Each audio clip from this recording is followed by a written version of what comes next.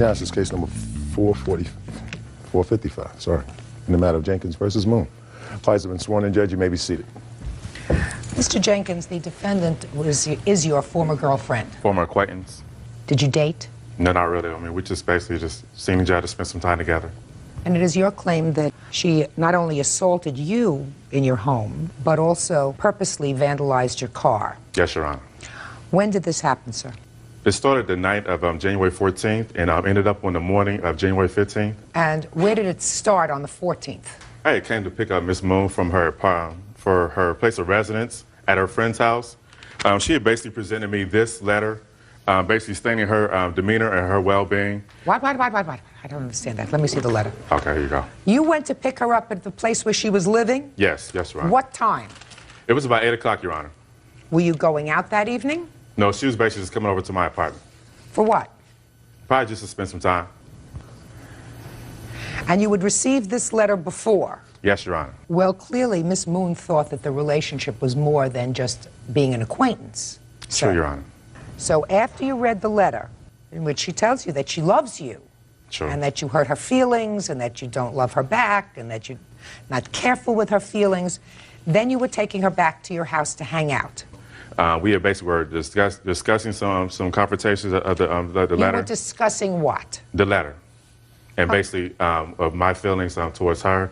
What did you tell her your feelings were? I do not take love for granted, and I was not going to tell Miss Moon that I love her when I did not do so, and I was not going to string her along like that. So what'd you take her back to your house for? To spend some time. And what happened when you got to your house? Basically, we had continued to discuss some more things. She had basically told me that she had a present for me. She let me open up the present. I seen what the present was. What was it? A tape. A tape, okay. A videotape, Your Honor. Okay. Seen the videotape, and pretty much I knew where she was coming from once I seen the actual videotape. So I assume it was a sexually explicit videotape from the way you're avoiding the subject. I guess that would be a good assumption, Your Honor. Okay. I mean, I try to avoid that, but... Did you watch the tape with her? Yes, Your Honor. And after you watched the tape with her, what happened? Look at me when you're talking. Yes, Your Honor. We had actually became a little bit intimate, but it got to the point to where she was more like, no. Okay, well, why? What's going on? And she had priorly told me about how she had went to go take a pregnancy test that she was happy about, so to say, that she wasn't pregnant. I had seemed very relieved, but then she got upset again. It was more like, well, why are you so relieved? And I'm like, well... And this was the discussion you had on the 14th? Yes, Your Honor. Okay. Now let's move it along to when you say she attacked you. The discussion got to where she left the bedroom, and I followed her out of the bedroom. She continuously was loud, disruptful, yelling, cursing at me. I'd asked her to stop many times. So we got to the point to where I had asked Miss Moon to leave. I basically was fed up of her actually being very disrespectful. Miss Moon actually taking her time as to where she wanted to leave my apartment. I had basically started removing her things onto my front porch. So she said she didn't want to have sex with you, so you were throwing her things out the door. No. Is that... That's not true, Your Honor. Well, that sounds... I mean, when you cut through all the baloney that you're giving me, sir, you followed her out of the bedroom, right? Because she's still saying no. After you watch this video and everybody's all charged up and their juices are all flowing, at least yours were, she's arguing, you don't love me, I love you, you don't give back, take your stuff and get out. You gathered up her stuff and you threw them out the front porch. That's not true, Your Honor. I asked her to leave my apartment because she was cursing at me, yelling at me, screaming at me, and also banging things on my floor. Maybe something happened in between, sir. If she said no, no, no, I changed my mind, you must have said something. You said, how come you changed your mind? Something along the lines is where, why? What's going on? Why are you acting so differently? And then she started telling me more things about how she had a discussion with her friends, how she basically had felt that I had never felt for her. Well, seriously, anyway. She was clearly right because you described your relationship with her as one of an acquaintance. True. An acquaintance is somebody, you know, you go in, you meet at a butcher. You say, hello, how are you? How's your family? That's an acquaintance. That's not a friend. Someone who is just an acquaintance isn't somebody that you worried that maybe the pregnancy test, the rabbit died. That's not an acquaintance. It was a little more than an acquaintance. Okay. Just a little more. Let's get to the assault, sir. Miss Moon had finally agreed to actually leave the apartment. And she basically, on my front porch, and she had basically let me know and indicated to me that she had left her glasses in my apartment. I said, well, here, just wait here. I'll go get your glasses. I said, I'm not going to do anything to your glasses. Miss Moon didn't want to hear that. She actually wanted to come into the apartment. And from then on, I had stopped her. And she had continuously brushed past me for the second time. Once she had brushed past me for the second time, it was a point to where I was basically holding her off with my forearm, like so. By doing that, she came past my elbow. This is the weaker part, whatever, and that's where she got to the point to where her head was down, and she had bit me right here on my chest and my shoulder area. Once she had done so, and she was not letting go, it was clear that she was not going to let go, I had needed to get her off somehow. So the best way I knew how at that point was to actually put my hand around her neck. I didn't necessarily choke her, but at this point I held her tight enough to where she actually let go. And once she actually let go, I threw her off of me, and she was basically on the front porch. Once she was on the front porch, she called me some obscenities, whatever, and basically had let me know, well, I'm pregnant anyway, so I hope, you take that, whatever. Stood there, watched her as she walked down the stairs, just while she's yelling and shouting, whatnot, obscenities. Watched her actually break my cologne bottles, which I have here, that she broke over my car. I have a picture of my car. And she basically was kind of like provoking me to come out there, kind of like do something about what she had actually done to my car. Was she downstairs already when she threw the bottles at your car? Yes, Your Honor. How many bottles did she throw at your car? 2. Okay, let me see the damage to the car. It's not necessarily the best of pictures, Your Honor, but however, I can't point They're out. all you got. I also went to go get estimates of how much it would actually cost to get my car repaired. Here's are the estimates.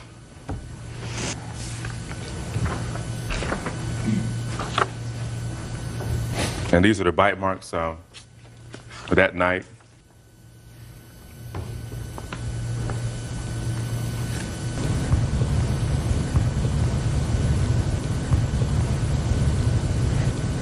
Okay, and according to your complaint, you went and were treated the next day at the hospital or an emergency Yes, Your Honor. room? I was treated at Mount Carmel East in Columbus, Ohio. And these are my medical bills.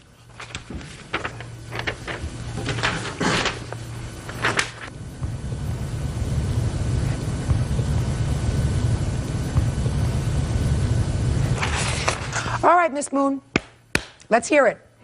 Okay, he was supposed to come get me at 8 o'clock. The reason I wrote that letter is because he told me I will be there at 8 o'clock, and he didn't show up till midnight. So I wrote the letter because I was sick of it, you know what I mean? And we sat and we had a discussion at my place until we didn't leave until 1 o'clock. We got to his apartment. We started to watch the movie, but his VCR doesn't have any tracking, and we couldn't watch the movie. And I had to go to work the next day at 10 o'clock. He was supposed to take me, and I told him, I'm ready to go to bed. I just want to go to sleep. And he started asking me why, and I said, because I don't feel like it. So automatically I started, that means I'm sleeping with somebody else. I became all these and everything else. That's a lie, Your Honor. I wasn't Listen, having it. Did you see how quiet she was? She was, I mean, if I can't sit there. Did you see how quiet she was when you were testifying? Yes, Your Honor. That's how quiet I want you to be. But I wasn't lying to her, though. Just a second. What word that I said didn't you understand? I understand clearly now, Your Honor. Real cases, real people. Judge Judy. Brian Jenkins says after an argument with former friend Tia Moon, she assaulted him and vandalized his car. Tia says Brian tried to strangle her, so she bit him. And so I asked him to take me home, and he refused. I asked him about 3 or 4 times, just take me home, please, just take me home. He wouldn't take me home. And I started to get my stuff. He started taking it and throwing it. And I did forget my glasses, and I went back to get it, and he grabbed me around here, and I bit him, and he started strangling me. He was grabbing my neck. That's also a lie, Your Honor. What word didn't you understand when I said, when she's testifying, unless I'm looking at you and asking you a question, don't speak? Yes, Your Honor. And so he was having me around my neck. He wasn't really... Why did he put his hands on your neck? I guess he didn't want me to go back into the apartment. He didn't... Well, did he tell you not to go back into the apartment? He said, hold on, and I was like, I'll get him, and he just grabbed me, and I was like, all right, you know, and then... So he grabbed you? Yeah. And you bit him? Yeah.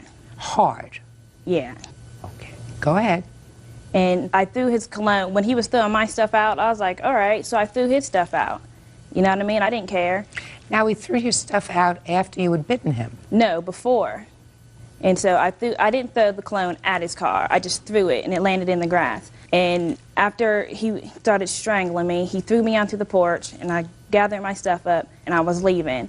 And he started saying something to me, and I had the cologne, another bottle, and I just tossed it, and it hit his car.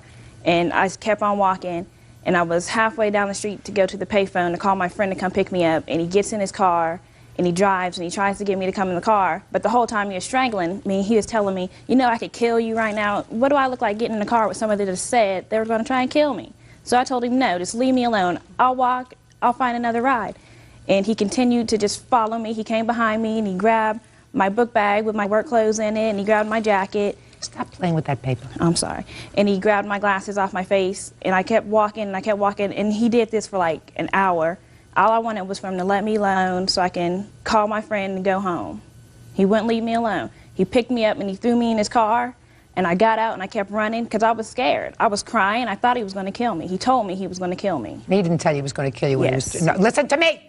He didn't say to you as he was following you to try to put you in the car to drive you home that he was going to kill you. No, but when he was strangling me. Right. You know, don't embellish this story. Do we understand each other? To make a long story short, you finally got in the car, he drove you home, and he dropped you off. Yeah. All right. There was at least some modicum of concern about your safety at that hour in the morning, walking around by yourself, because that's why he got in the car to take you home, even after you bit him and even after you damaged his car, right? Yeah, I suppose. Okay. Mr. Jenkins. Yes, Your Honor. You're a cad, but not a total louse. Here you have a situation where you have a young lady who is clearly more infatuated with you than you are with her. That's what you said, because you described her to me as an acquaintance. And clearly, she poured her heart out to you in this letter that you read before you took her back to your house. So someone who was a decent person would say to themselves, look, I really don't care about this lady the same way she cares about me. And I don't want to lead her on anymore, because clearly she's lonely, she's vulnerable, so I don't want to lead her on anymore, and I'm just going to end it. But you decided, well, as long as we both have nothing to do, we'll go back to my house. So you went back to your house, and with this acquaintance, you were going to have a sexual encounter, one that you had had before, something that really a decent person doesn't do to somebody who's vulnerable. Better off just cutting it off and saying, look, it's not going to work out. I don't feel the same way that you do. So you're a cad, but you're not a total louse, because you didn't want her to walk home alone. It's in the middle of the night, so you, even after the attack on you and your car, I don't know what you found more devastating, the attack on you or your car. Usually guys find the attacks on their cars more devastating than the attacks on themselves. You did, in fact, get into your car and say, let me take you home. You got it? I do understand, Your Honor. You bit him. That's a no-no. I don't believe that you bit him in order to have him release his stronghold on you. I think that you got very angry that night, and I think you probably had reason, but you weren't acting like a smart lady. If you sense from somebody that they're really not interested in you, what you're supposed to do is cut your losses and move on. Cut your losses, move on, find somebody else that wants to be as good to you as you want to be to them. Do you understand? Yes. Fine. Can I also have something else, Your Honor? I would love to hear something else. Make sure I'm going to like it. Okay. Because so far you're winning. I basically did want to say that I do have a permanent mark here because of the actual bite wound. Maybe it'll teach you to be more careful with somebody's feelings. Mr. Jenkins, you got it? Yes, Your Honor. Good. Car is $763 to fix. Your emergency room was $446. So your total bills were $1,209. However, I do believe that you have to be compensated for the pain and suffering. A bite mark is dangerous. And I am awarding you $2,000 on your judgment, which is some $800 more than the actual damages that you sustained. Have you both moved on with your lives, I assume? Yes, Your Honor. Perfect. Goodbye. Parties are excused. You may step out.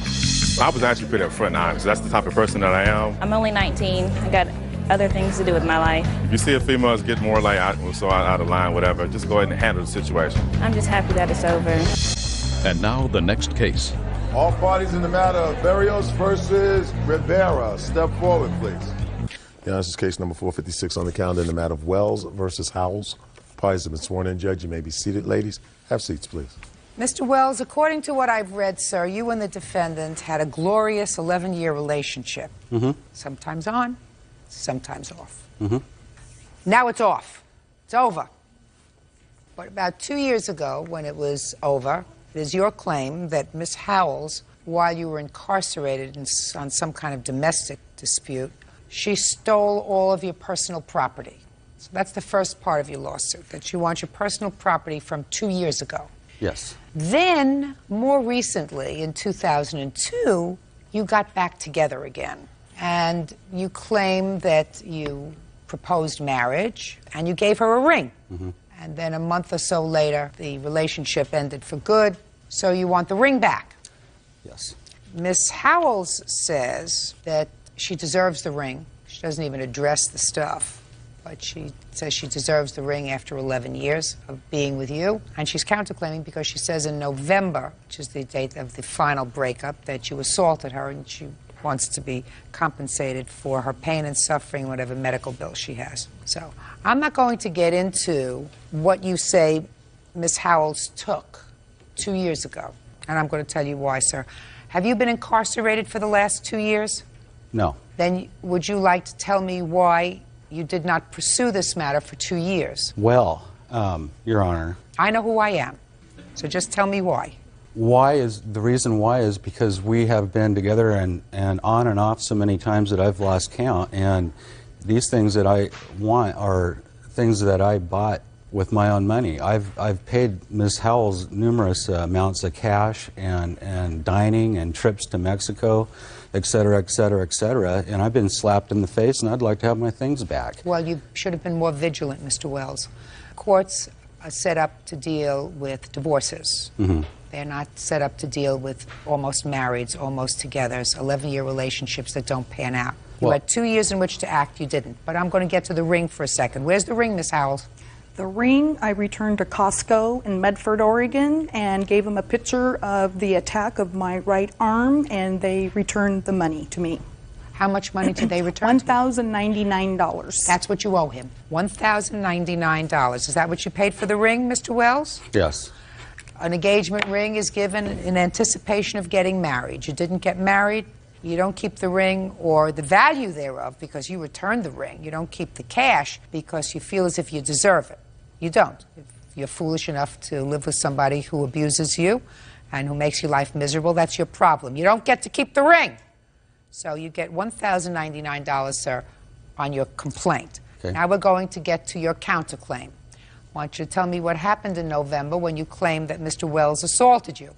Okay, Mr. Wells and I, being he was having some behavior problems, I was going to drive us to a Christian marriage counseling. It was a 2-day seminar. We tried to find the place where it was going to take place and could not find it. So we decided to just go to dinner and, and forget about it. So we went to dinner, had a couple drinks, and then on the way home, we stopped at this nightclub. It's a steakhouse nightclub. He started verbally accusing me things of looking at some guy in the bar and things like that, starting a fight. And I was having a good time. And anyway, so we get to my home, and, it escalated. So we get out of the car, go in the house, and he all of a sudden just turned into a totally different person and told me that, called me some names, and then he told me he was going to kick that TV in, the big screen TV, and he was going to slap me in my face, and he was going to walk out the door and get a taxi and go home. Well, he didn't have any money.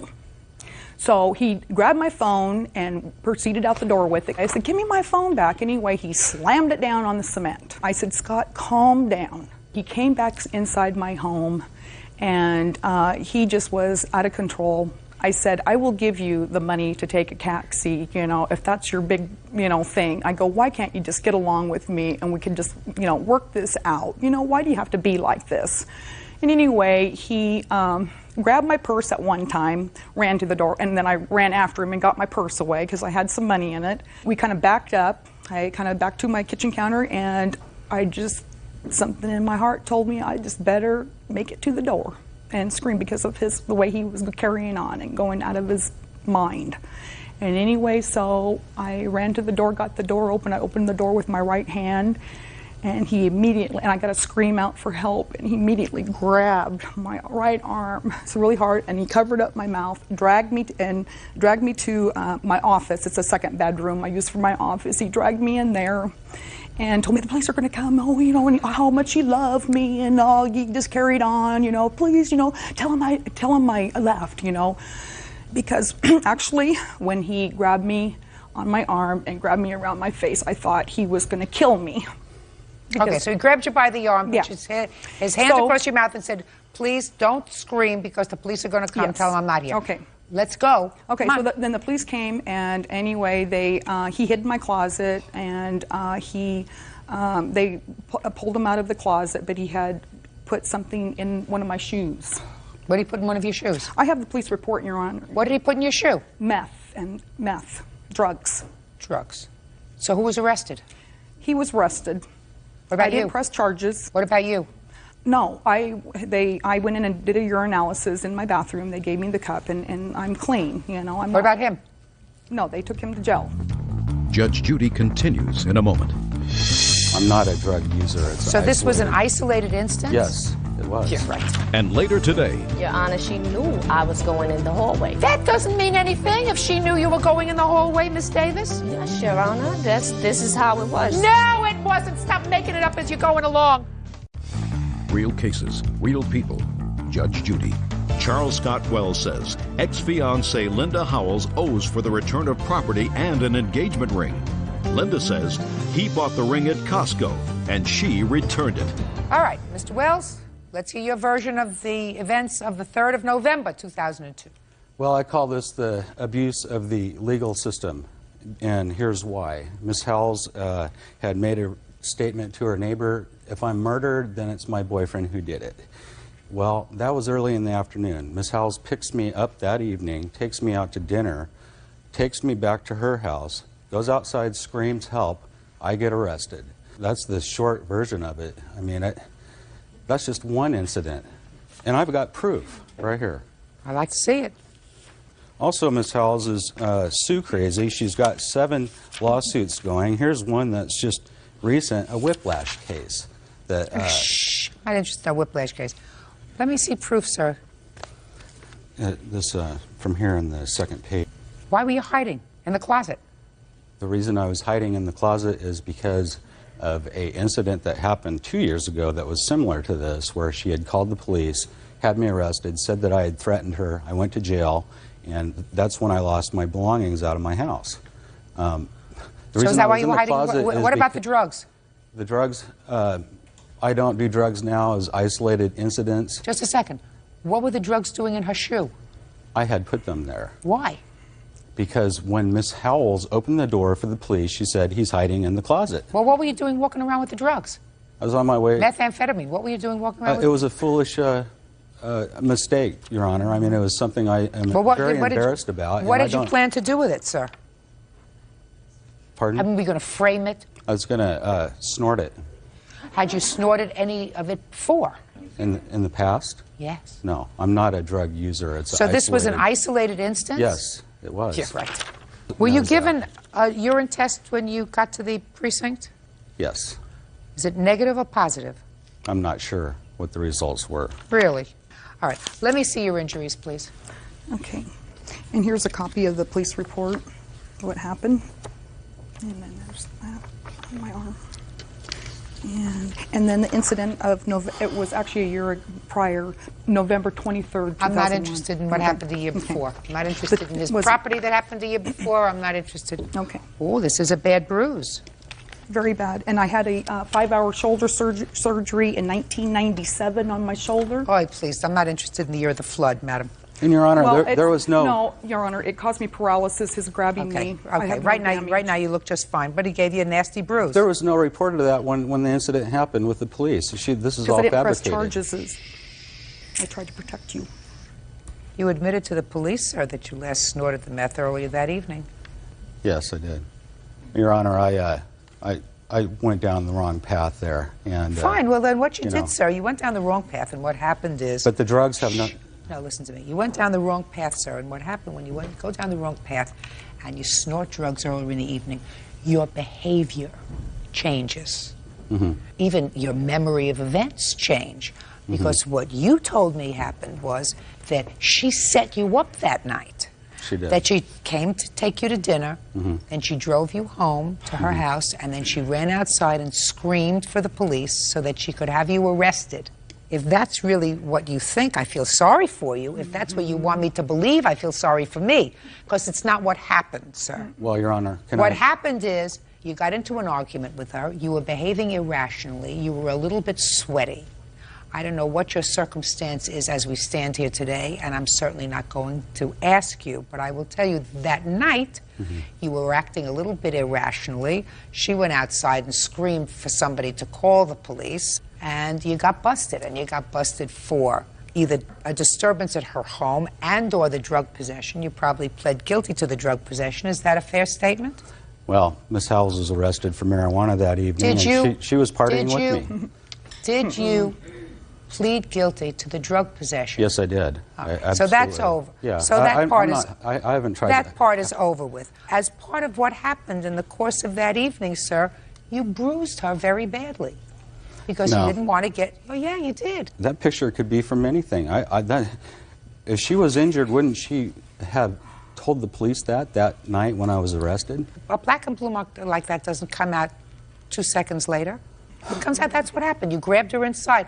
You mean you didn't punch her? She didn't say, he punched me, he kicked me in the back, he threatened to stab me. He said you grabbed her by the arm, which you did, in order to take her inside to shut her up. You were acting irrationally.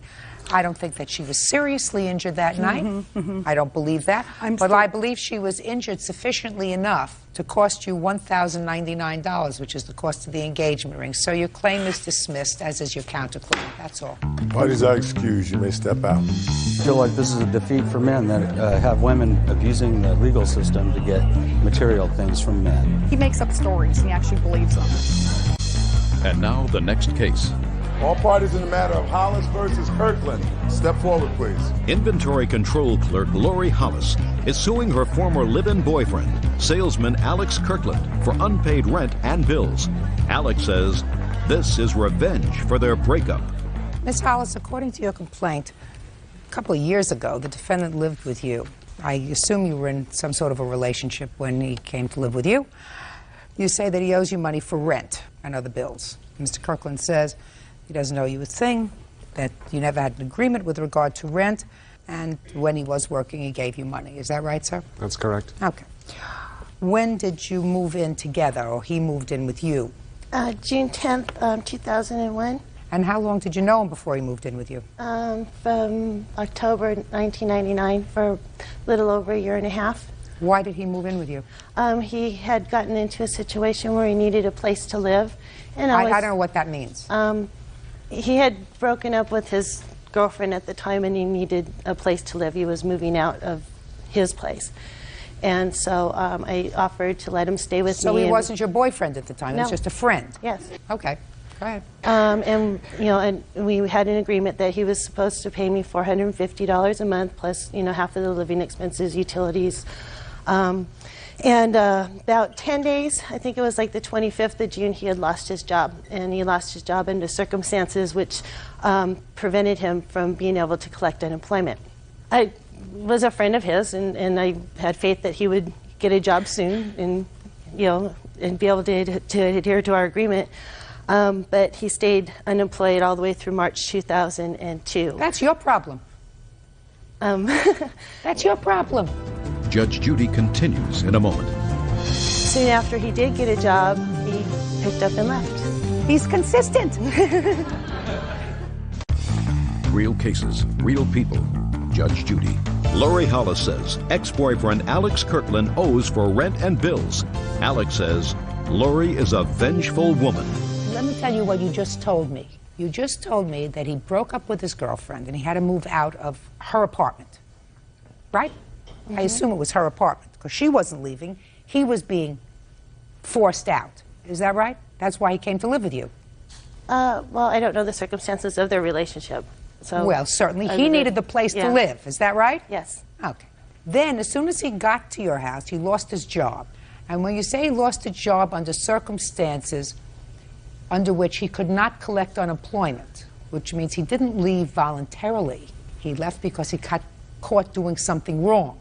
Well, if you get caught doing something wrong, then maybe you can't collect unemployment, because if you get fired, and if you've had a work history, then you can collect unemployment. So now you have faith in him that he's going to get a job, But he doesn't get a job. So you can, if he's just your friend, you say to him, toodaloo. Well, but you decided not to. So why are you here a year and a half later looking for rent? Well, all the time that he was staying with me, well, in September of 2001, he decided, he instigated a conversation with me to take our relationship further, because we had been friends for a real long time. We cared about each other, and I loved him. So that's why you let him stay. I let him stay. That's why you let him stay. And he continually told me that, you know, don't worry, you'll get a job and he'll pay me what he owes me, and so on. But soon after he did get a job, he picked up and left. And he's consistent. He's consistent. So what are you complaining about? Well, the fact that you cared for him. He evidently was not committed. I do have a signed rental agreement by him, though. Let me see it. When did you have him sign a rental agreement? Well, I tried to use it as so in a child support hearing to prevent his child support from being raised. Were you involved in the child support dispute, sir? Yes. Is that why you signed this agreement? That is why I signed that agreement. So, according to this, you owe her for a year's rent. According to that.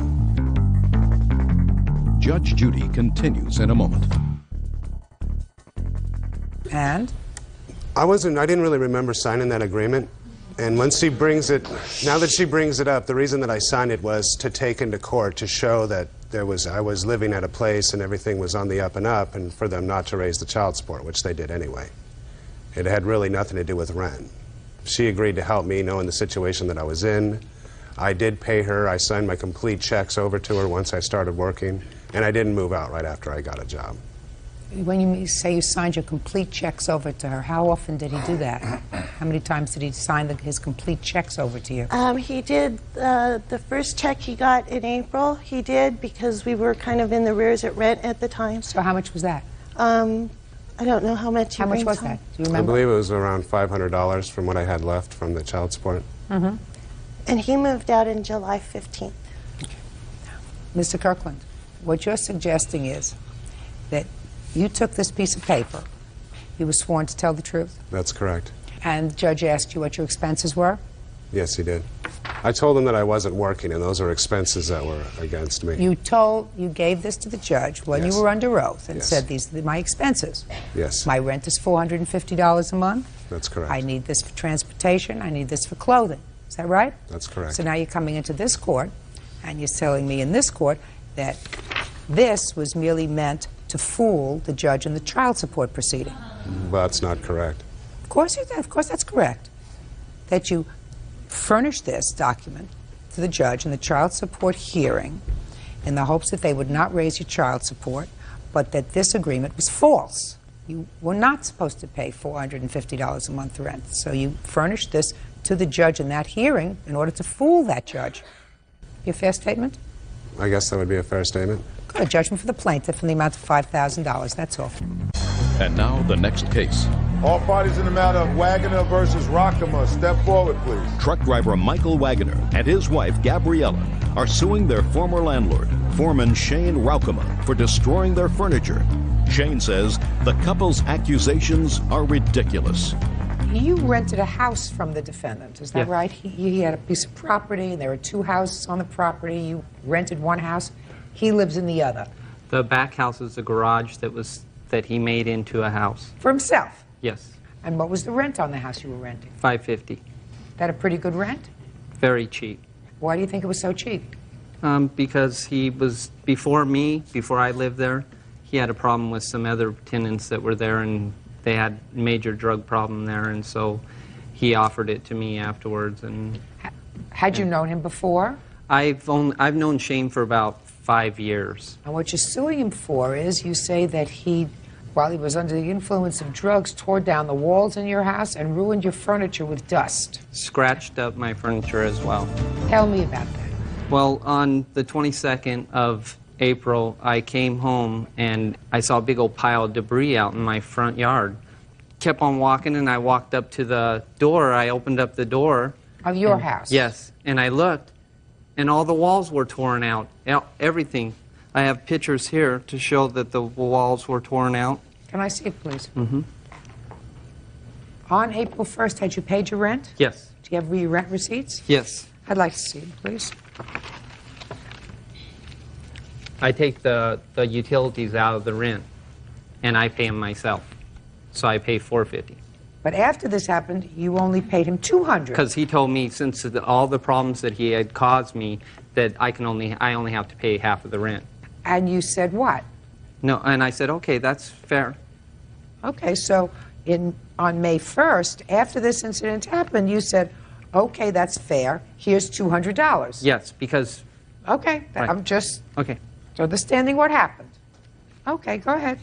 Okay, and so when I saw that what he had done, he walked through the back door, and he gave me this strange look, and I said, what are you doing? And he told me, basically, he said, it had to be done. And I said, what do you mean it had to be done? You were working on the back, and now all of a sudden you come in my house without permission, without advance warning, and just start doing this with all my furniture here? And he said, it was the spur of the moment, his exact words. Because I asked him, why didn't you cover any of my furniture or anything?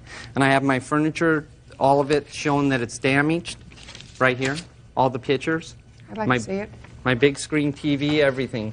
He did not cover nothing.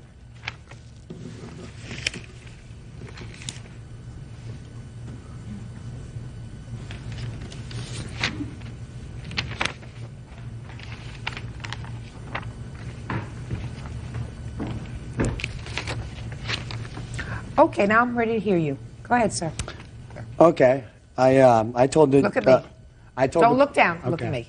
I told the plaintiff that I was going to remove the wall from the kitchen to the living room and have some kitchen cabinets made up and do some light demo. We had talked about it months before. When, immediately prior to April 22nd, did you notify him that you were coming in? Did you talk to him on April 21st? No, it was 2 weeks prior to that, Your Honor, because I went to Colorado to see my mother. And before I went, I talked to him about it in his kitchen. Fine. Now you get back. Yes. And you decide to do it on the 22nd. Now, the last time you spoke to him about it was before you went to your mother's. Is that right? Yes. When did you finish that job? I did not finish the job because the cabinets had to be measured after the wall was down. So the guy had to come in and take measurements, and by that time he was gone. So what you're telling me, sir, is first you knocked down all the walls and then somebody was coming to take Not that all measurement? the walls.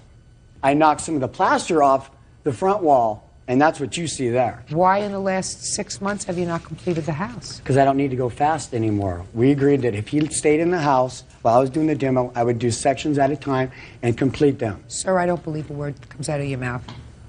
I don't believe a word that comes out of your mouth.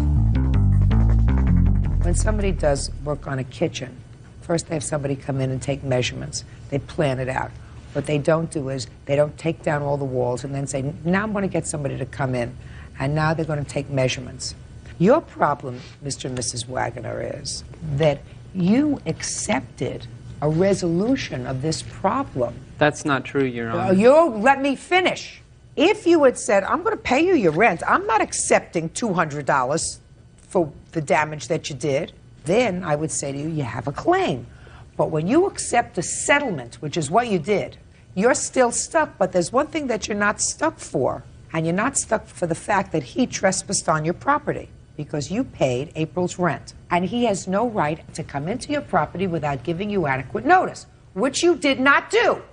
Because the fact that you may have said to him, if I believed you, which I don't, listen, I want to do some demolition and some light work in the house. And people who live 2 feet away from you, you couldn't come in and say, listen, can you get your stuff together because I'm coming in tomorrow or in 2 days to fix it. I don't believe that. You had no business being there. Judgment for the plaintiff for $2,000. That's all. Yeah, and this is case number 295 on the calendar in the matter of Mergner versus Fickett. Parties have been sworn in, Judge. You may be seated. Folks, have seats, please. Miss Mergner, you were at a party, and it is your claim that the defendant, while acting like a complete imbecile, started to hit golf balls off the hood of your car because somebody had said something to him that offended him. Mm-hmm. And he caused over $2,000 worth of damage to the roof of your car. Mr. Fickett says he did no such thing, and the only reason that you're suing him is probably because you were in some way infatuated with him, as all women are. And when you found out that he had a girlfriend, you probably got angry or something like that, right? Something like that, Your Honor, yes. Did you know him before this party? No, I don't. Who saw him on top of the car? My witness, Joe Moore. And I have the witness up here. Tell me your name, sir. Joe Moore. Mr. Moore, on what date was this party? May 20-something. I'm not sure the exact date. Where was it? Tucson, Arizona, Grant and Silver Barrel. At a friend's house. Yes, ma'am. What's the name of the friend? Sean. Don't look like a deer in headlights, sir. I'm not going to Sure. attack you. I'm just asking you some preliminary questions. Yes, ma'am. Now, how many people were at this party? 30 at the most. Or a lot more than 30. And was, don't speak until I speak to you. Was the defendant one of those people? Yes, ma'am. The plaintiff says that you actually observed the defendant doing something in or around or on her car. Yes, ma'am. Tell me what you saw. I saw the defendant standing on top of the car and kind of give a little jump as to indent the roof of the car. This is ridiculous, Your Honor. He has nothing to go on this. I don't want you to speak. What word didn't you understand when I said it nicely before? Yes, ma'am. Go ahead. I saw him do that and then proceed to like drop a golf ball and take the club and just start hitting a couple of golf balls after. And then what did you do? I turned around and I walked back in the house. I found my friend Shane, and I said, there's some guy outside jumping up and down on somebody's car, hitting golf balls off the top of the car with your golf clubs. So you might want to call the cops. You might want to come out here and check this out. And then The police arrive? No, ma'am. The police never arrived that night. Who told you that something had happened to your car? Or did anybody? Not until after the fact. He had already left. He basically wrecked the party. And my boyfriend had just graduated. It was his graduation party from the University of Arizona. So he decides to show up wearing an Arizona State hat. And I don't care about that. I read that somebody was wearing the wrong kind of, he was wearing the wrong kind of that's what hat. Somebody started called him a jerk. This is silly, Your Honor. This is what it's all about. You're the... Shh. Listen to me. When did you actually see the damage to your car? Not until after he left, probably 2 in the morning. Exactly. Let me see the estimate for the damage. This is the estimate. Mr. Fickett, 2 times I've told you not to speak until I get to your side, which I believe I have assured you that... I'm just shocked to hear all this. This is so ridiculous. Like, I can't believe she's like actually saying Did this. She you- has nothing to go what- on, no proof. My mouth is running. When my mouth is running, yours doesn't run. Yes, Your Honor. I'm going to say it one more time, and I'm going to try to say it as tastefully and with as much judicial temperament as I can muster. Keep your mouth shut until I talk to you. Do you understand? Yes, ma'am. You have pictures of the car? Yes. I'd like to take a look at it. Looks like hail damage, Your Honor. I assume what I'm looking at in some of these pictures are a footprint. Yes. His footprints were all over. Okay, now I'll hear you, Mr. Fickett. All right, I went to this party. The only reason I went to this party was because my friend Nick, who wrestles at ASU, was visiting. And we went to the party, me and my girlfriend Kim here, went to the party just to hang out with him. We were having a casual discussion outside, me and my friend Nick.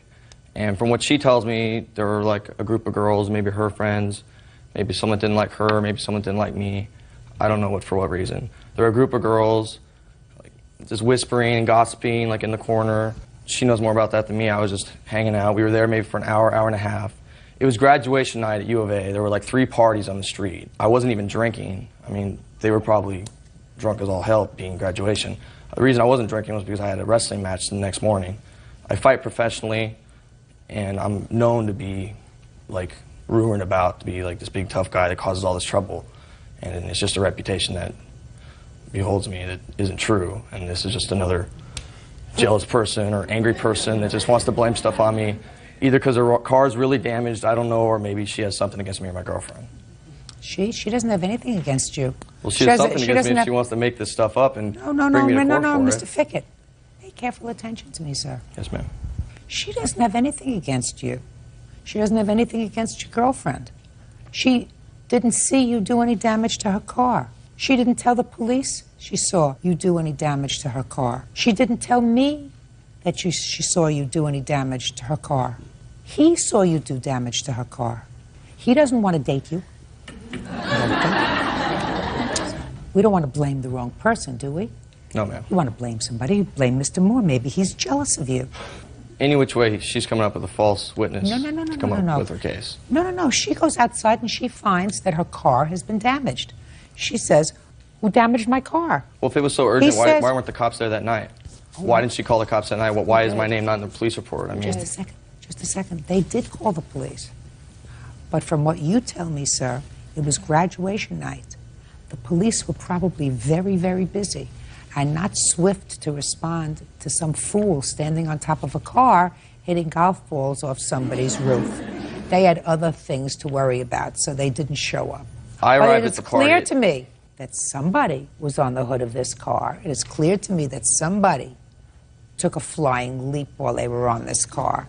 And what I would try to figure out, Mr. Fickett, is why Mr. Moore would lie to me about having seen you do that. Did you have any prior relationship with him? Did you have any I don't know prior these problem people. with I was him? at the party because of a friend of a friend. Okay, so you don't, just a second. So you don't know him, is that right? You don't know him at all? No. Why in the world would somebody make up a story like that about you? Because it's petty girls crying about someone damaging their car, and they need someone to blame. So they blamed you? I guess. Maybe they You don't want like to tell Arizona me State. something? It's me. Step up, young lady. I was me your there. name. My name's Kim. Okay, Kim. And I was there with him the whole night.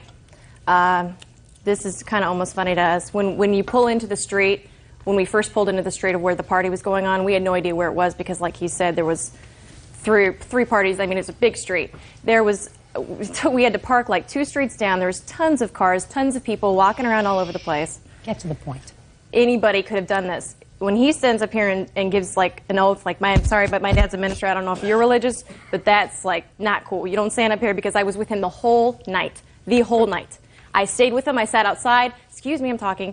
I sat outside. I was talking to, I seen a girlfriend of mine that I used to work with. He's talking to Nick. I'm talking to my girlfriend. An hour later, I go, I got a sociology class in the morning. You got a wrestling tournament. We better go. We hopped in the car. We said goodbye to everybody. And we left. The only person that we knew there was Nick and this girl that I had just seen there.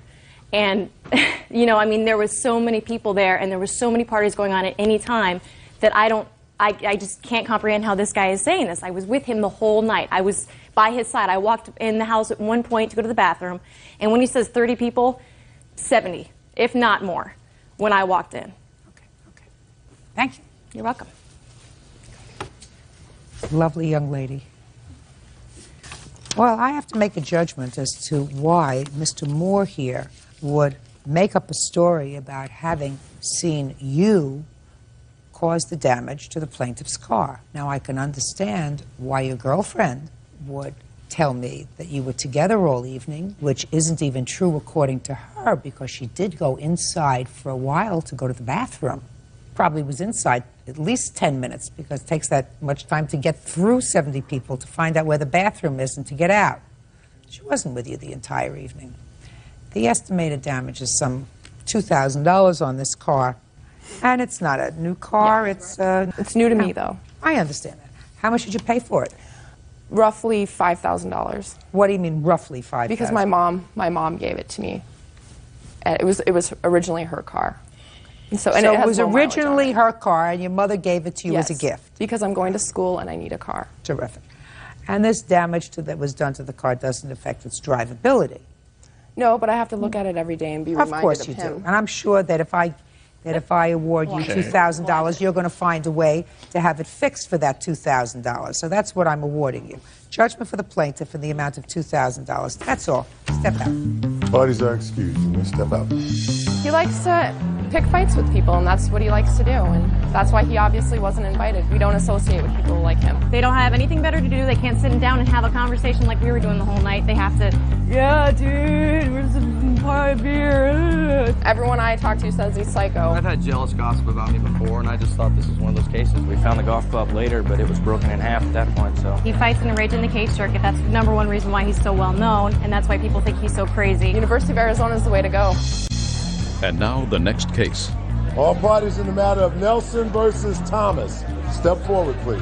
24-year-old nursing assistant Tritasha Nelson is suing her ex-boyfriend's wife, 22-year-old nurse Natasha Thomas, for vandalizing her car. Natasha is countersuing for harassment. Are you Mr. Thomas? Yes, ma'am. And you're his wife? Yes. And Ms. Nelson, you have children. Father of those children is Mr. Thomas. Correct. It is your claim that his wife vandalized your car. Yes. Is that right? That's correct. Okay. How long are you married? 4 years. You have children? Yes. How many children? 2. How old are they? 3 and 1. And Miss Nelson, how old are the children that you have by Mr. Thomas? 2 years and 4 weeks. Right. Okay. Other than the obvious, Miss Nelson, your car was vandalized when? It was vandalized on the night of July 4th. I let... Just a sec.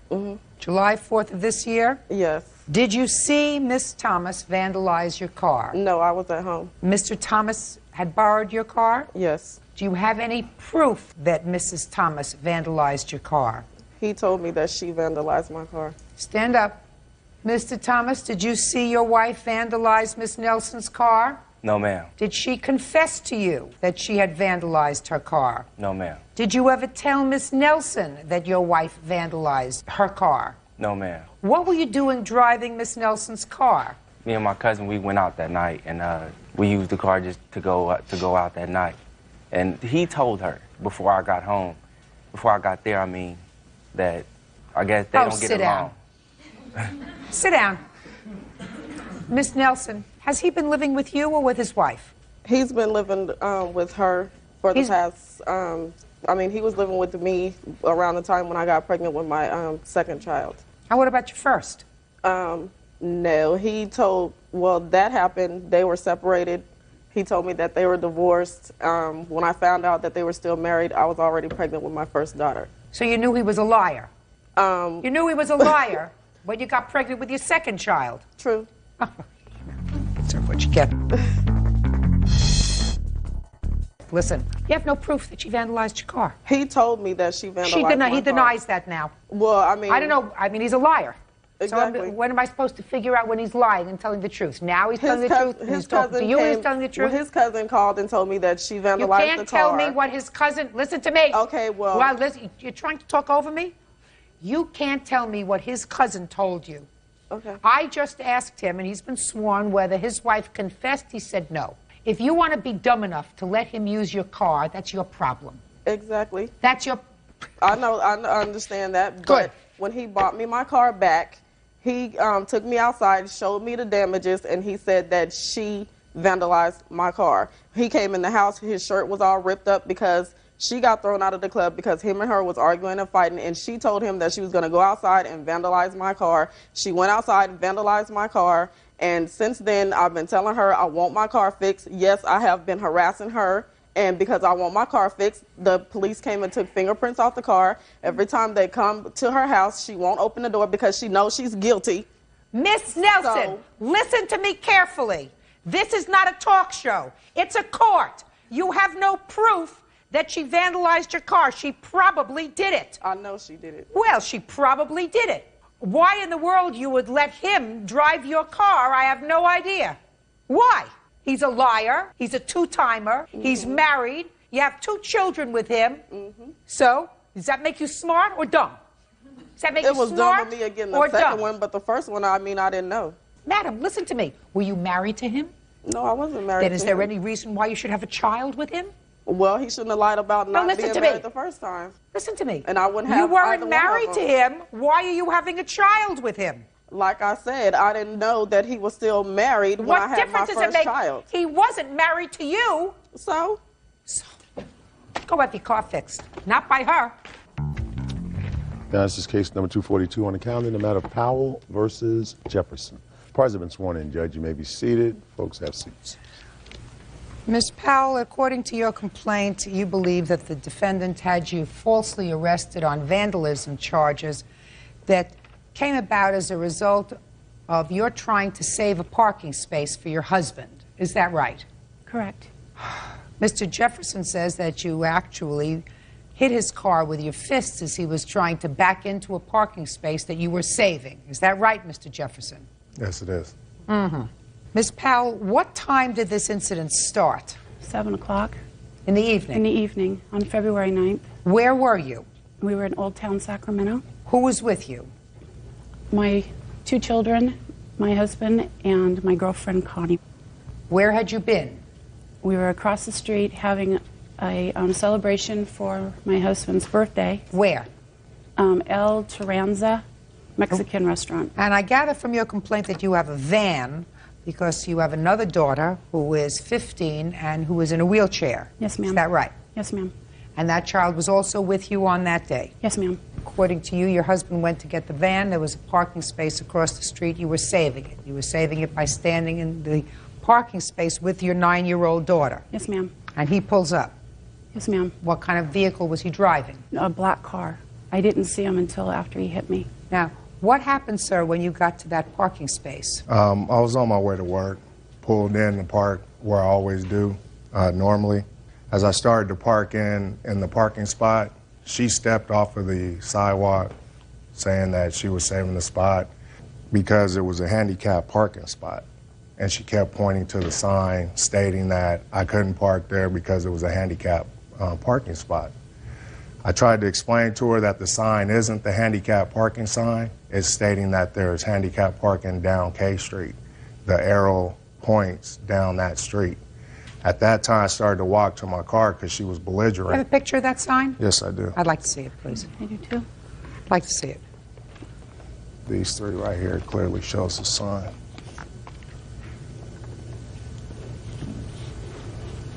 Your Honor. Just a minute.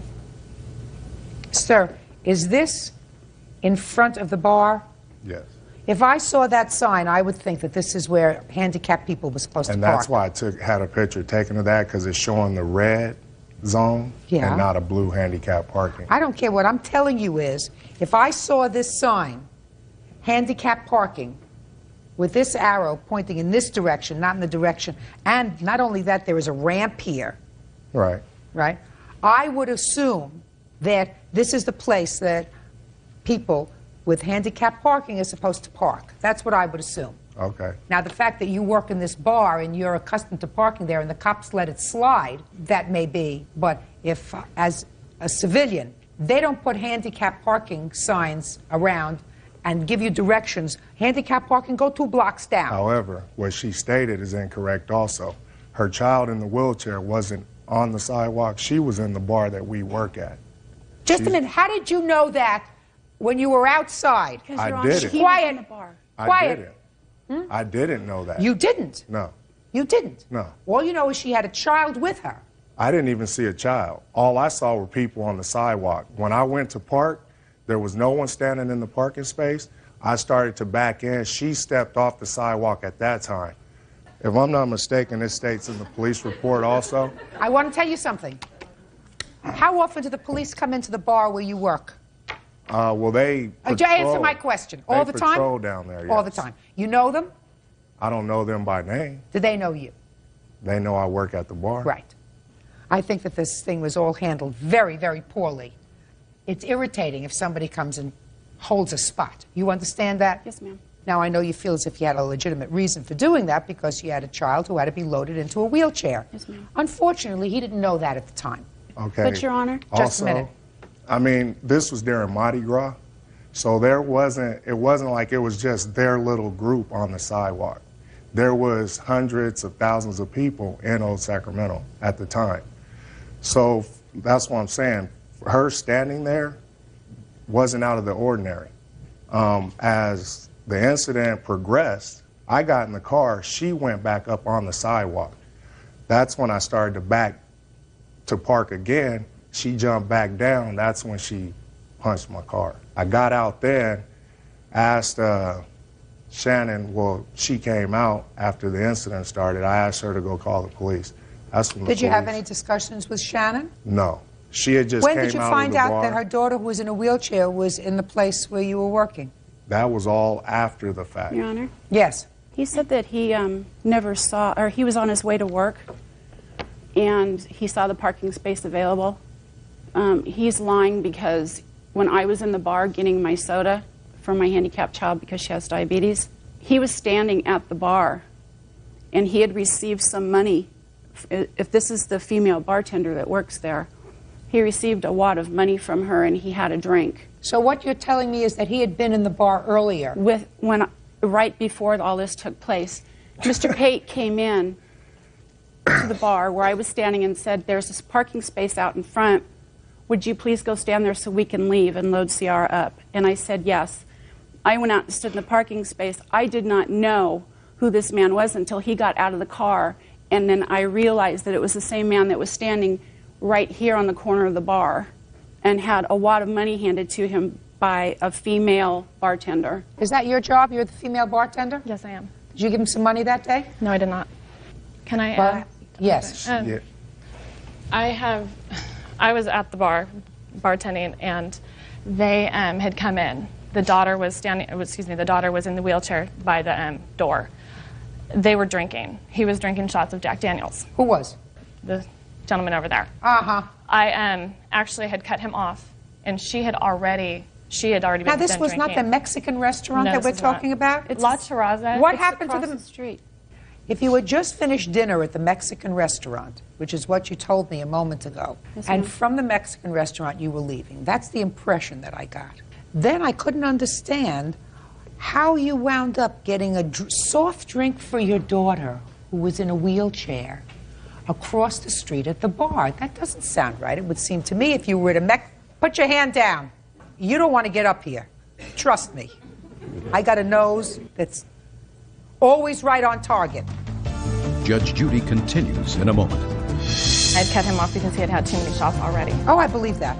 I don't know if he's been drinking today. That's not true, Your Honor. I don't know if he's been drinking today. That's not true, Your Honor. I'm not sure. Real cases, real people. Judge Judy. Christina Powell claims bouncer Willie Jefferson assaulted her over a parking space. Christina says she was just trying to help her handicapped daughter. I believe her when she said he was doing shots at the bar. I want you to understand that. Your Honor, there was an hour span when we left the Mexican restaurant. Right.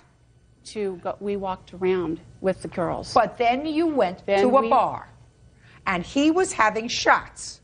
Right. It also states, this is her statement that she made to the police. Let me see the police report. Saying that my husband had a shot and I was drunk. And her husband also went to go pick up the van after I cut him off.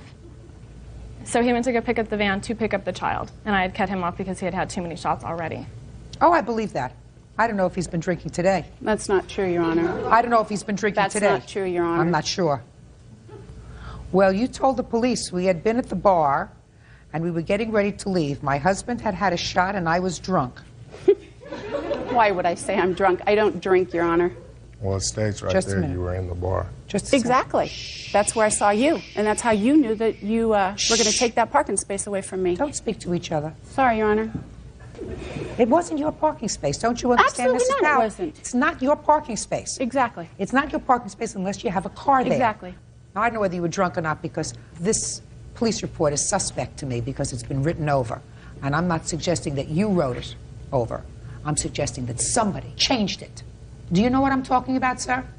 Do you know where I'm talking about? No, I don't. Well, I'm going to show you. You can. Because I've been looking at police reports longer than you've been alive. I want you to look at both places where it says I was drunk, and you tell me whether it doesn't look as if something else was there before I was drunk. This is my copy. Look to you like there was something there before? Yeah, like it's, instead of saying I, it said I'm. It looks like there was something else before that you can't completely make out. Is that right, sir? Yeah, there's a sure I. It says I, and it says I'm drunk. That's what it looks like to me. Can't tell because somebody changed it. Like I and said, I'm not suggesting you changed exactly what. But I'm suggesting that somebody changed it. Okay. In any event, I think that you both behaved badly that day. I certainly think you behaved irresponsibly. Sounds to me as if there was too much drinking going on in your family. No. Oh, yeah. I believe there was. No. Oh, I believe there was. I believe if he had one drink, and believe me, he had a lot more than one drink between the Mexican restaurant and the bar. No, he had no business getting behind the wheel of a van to come and pick you up. If that was so, then why did the police officers let him drive away? I haven't a clue. But I know that you were behaving irresponsibly when you came out of the bar and stood, according to you, in a parking space and got into an altercation with him. You were behaving irresponsibly. If you have 2 children with you, you're supposed to do everything that you can do to avoid confrontation. Absolutely. You didn't do that. Neither did he. Yes, I did, Your Honor. No, you didn't. He hit me from behind. I mean, he hit me. I didn't even know he was there. At that point, when you said that he hit you as he was backing up, you take your daughter out of harm's way. You don't put her back in harm's way for him to do it again. Only somebody that would do that is somebody who was irresponsible or drunk. Your Honor, I thought he was leaving. Oh, I thought he please. got back in Your his car complaint's to dismissed. leave. I'm not going to get anywhere with either one of you. You both handled the situation very poorly that day. And this court cannot resolve a situation that resulted in 2 people behaving very badly. You may have gotten the worst of it, but you both behaved irresponsibly. You as a parent with 2 children with you, and you driving a car that is capable of causing injury. Don't get into a confrontation with people over a parking space. You move on. You got it? Your Honor, may I That's all. recover my Period. Parties are excused. You may step out. The whole thing was fabricated. She was at the bar, her husband, and the kids. He was already drunk, driving, picking up the child. But she was not just a total innocent victim. And now the next case. All parties in the matter of Hinkle versus Burkhardt. Step forward, please. 24-year-old teacher Tanya Hinkle is suing her ex-fiancé, construction worker Shane Burkhardt, for the cost of a reception hall and for the cost of a wedding dress. Ms. Hinkle, you and the defendant were engaged. He broke off the engagement according to your complaint. You want him to pay for some expenses that were incurred by you or your mother, down payment on a hall, dress, etc. And you want the paperwork on your engagement ring. Yes. What are you doing with the engagement ring? I was going to try to sell it. Why? So that I could pay off the rest of the wedding, but I can't get the paperwork because the defendant won't give it to me. Why should he give it to you? You're supposed to give the engagement ring back to him. Yeah, well, he proposed to me and broke it off. So what? So I thought it was a gift. No. An engagement ring is a ring given in contemplation of you two getting married. And if he broke it off, there must have been a reason that he had doubts. Even if he had no reason to have doubts, it was good that he decided to call it off before he married you, if he wasn't going to be a good husband. The ring goes back to him. There's no issue with regard to that. I mean, once you're married, and if you're divorced, well, then the contract has been fulfilled. You were married, the engagement ring stays with you. But before the wedding, it goes back to him. Where is it? Can I see it, please?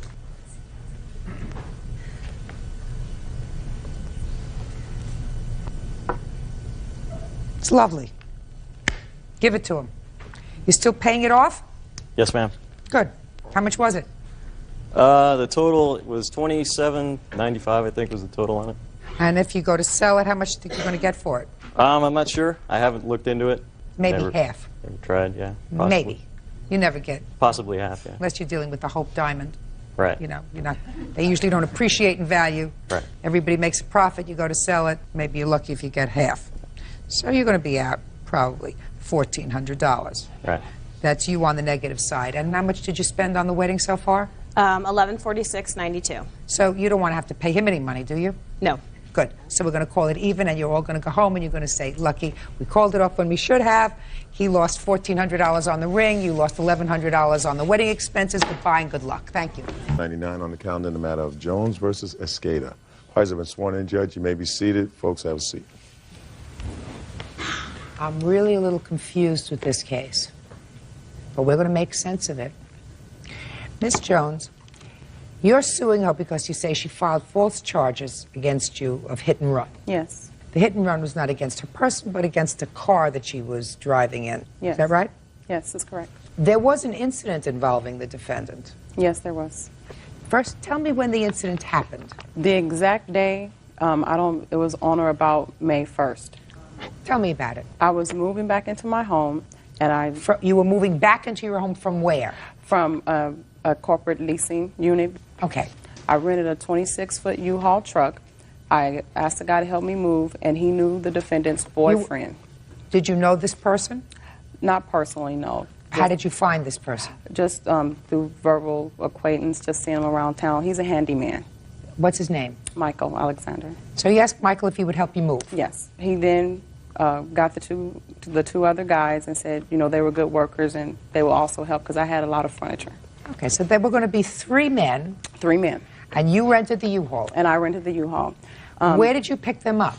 I picked them up on 3rd Street East in Lancaster, California at Michael's home. What happened the second day? The following day, we had agreed the previous night to meet back at Michael's house early in the morning. I did so. I arrived. So you, again, went back to Michael's house Went back to pick to up the 3 guys? To pick up the 3 guys. As the one of the guys was walking out, he was arguing with someone in the house. I asked him, was he okay? Did he need to stay back? He said, no, let's go. So all 4 of us got into the truck. I drove off. Went back to the house, unloaded the truck. Later on that day, I was going down Avenue K, headed westbound. He spotted his girlfriend. Were the 3 men still in the truck? The 3 men are in the truck. I'm driving down Avenue K, which is a main street. I'm heading westbound. He spotted his girlfriend, which apparently is a defendant. Had you ever seen her before? No. Never laid eyes on her before that day? Go ahead. And he makes a comment to another guy. He said, oh, there she goes. She's about to turn around. I quickly glanced in my rearview mirror. I didn't really see anything. A few seconds later, she was behind me on my left-hand side, honking her horn and motioning me to pull over. What kind of car was she in? A little blue Toyota Tercel, something compact and small. Now, how is she telling you to pull over? Honking her horn and motioning like this. And so then I asked the guy, I said, do you want me to pull over? He said, no, she just wants to argue, just keep going. So I did. A few seconds later, she's now on the right side of the truck.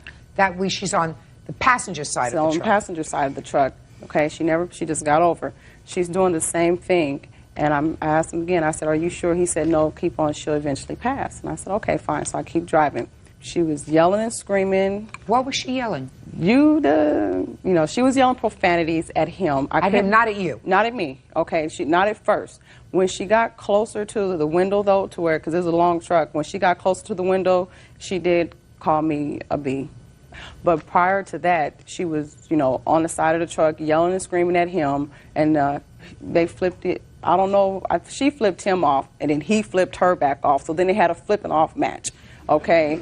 And so I kept driving, and that was that. I moved all that day, nothing. And the following day, I got a call from the Palmdale Sheriff's Department, said that they wanted to come look at the vehicle because they had been involved in a hit and run. First of all, who was that guy? Speak not until I speak to you. So it is your testimony that at no time did you ever hit her or hit her car? Whatsoever. Now, were you ever arrested? No. What happened? The officer came to my house. He took a photograph of me. He told me to wait there at my house, that he was going to take the picture to her. If she verified that it was me, that he was going to come back and arrest me, for me not to go anywhere, to stay home that day. And I did. I was moving anyway. He never came back that day. I didn't hear anything, so I figured, okay, it's all taken care of. About a month later, I get a notice in the mail from the DMV stating that someone has inquired as to my driving record. Then I get a letter from the Sheriff's Department stating that I need to appear in court on charges of a hit and run and property damage. And do you have a copy of that letter? I don't have a copy of the letter, but I was summoned to court. Do you have a copy of the summons? No, this is the court dates, and the days I appeared in court.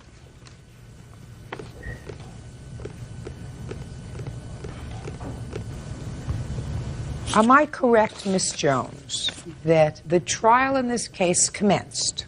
Jury was selected. Yes. The first witness was called by the people. Yes. That was this lady right here. Yes. The second witness that was called was her mother. I assume that's you. Mother-in-law. You're not her mother, are you? No. Then be quiet. Then the matter was adjourned. Yes. And when everybody came back, the district attorney moved to dismiss the case. Yes. The district attorney moved before you even had an opportunity to put on your case. At the end of their case, the district attorney said, we move to dismiss in the furtherance of justice. Is that right? Yes. Now, this report says that they found on your U-Haul a smudge of blue paint that was consistent with the blue paint on the car, her car. Yes. Can you explain that to me? Yes, I can. When she got on the right-hand side of the truck and she was driving and cussing and carrying on, she skinned the side of the truck. At 35 miles an hour, she claimed that I hit her, that she skid and collided with me at 35 No, miles an hour. I read what she said. Okay, these are the photos. I read the exact statement she gave to the police, which contained no information about her boyfriend being in the car, anything like that. As far as her statement to the police was concerned, you were total strangers and you totaled her car, and so may I see the photographs that you have? In the photographs, you will see her car. The hood of it is dented and the grill is missing, but she admitted in court that that was damage that was done previously. That was not damage caused by the U-Haul. At 35 miles an hour, she wouldn't have had a front. Okay. Now I'd like to hear you. On May 1st, I was coming from east side. All of a sudden, I see this U-Haul truck approaching me on the opposite side. She turned to the left. I just put the steering wheel a little bit to the right. That's why she hit the car. I have my pictures right here. On the side, you can see that's when she hit it. What's your boyfriend's name, or what was his name? Gino. Gino. Was Gino in the U-Haul? No. Really? She says there was a person driving in the car who you knew. Is that true? No. I don't know what. Really? I don't know Ms. Jones. what she's talking about. I don't know who's this guy. No. You know who that person is? No. Even when I went to trial, they asked me. I didn't know him. What about Michael? Yes, I know. That's the guy I knew. You have Michael's telephone number? Yes, I do. I'll take it. Now, why do you believe that the district attorney moved to dismiss the case after you and your mother testified? I don't know. You have no idea? All right. What's your name, by the way? Gino. Gino! You weren't in the U-Haul at that day, were you? Nope. And I've been with her for 19 months. Okay. Well, let me go see if I can get in touch with Michael. Judge Judy continues in a moment. I want to see this person and to identify me, and I'll do the same thing to him. I am not going to let these people lie. No. Real cases, real people. Judge Judy. Monica Jones says Martha Escada falsely accused her of hit and run. She claims Martha was trying to pull a scam. Well, Michael isn't there, but maybe I can get some information from the district attorney. By the way, do you have any photographs of your cars? Yes, and I have another question. Who's this guy that she's telling you that that guy knew me? I want to see this guy, and I want to see if he's telling the truth. I don't know this guy. I don't know what she's talking about. I mean, bring the guy, tell me to my face that he knew me, and I'll tell to his face that I knew him too. The question is not whether this guy knew you, madam. The question is whether you pulled up on the side of her truck. There was somebody in the car that you wanted to talk to. She wouldn't pull over, and then you claimed that she hit your vehicle and took off. She says that the U-Haul, it did in fact come in contact with your car, but it was because you were driving like a nut. So Nope. I want to see what the district attorney That has is to say. not If true. I can find the district attorney's name here, Richard Quinones. Let's see if we can locate him. And you have the paperwork while we're getting, see if we can get the I have the number. police You have the report right paperwork? here, and I have pictures on my car. Okay, let me see.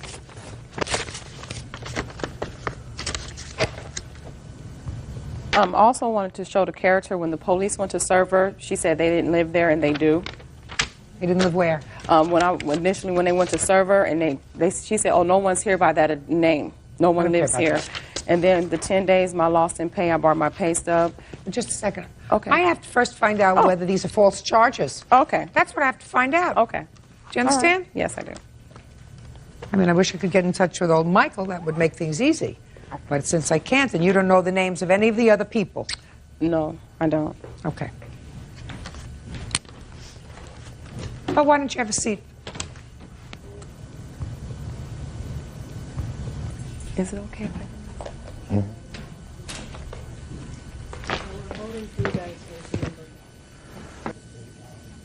Yes, is Mr. Quinones there, please? Yo estaba discutiendo con ellos y yo me puse a un lado de ella. Very good. Thank you very much, sir.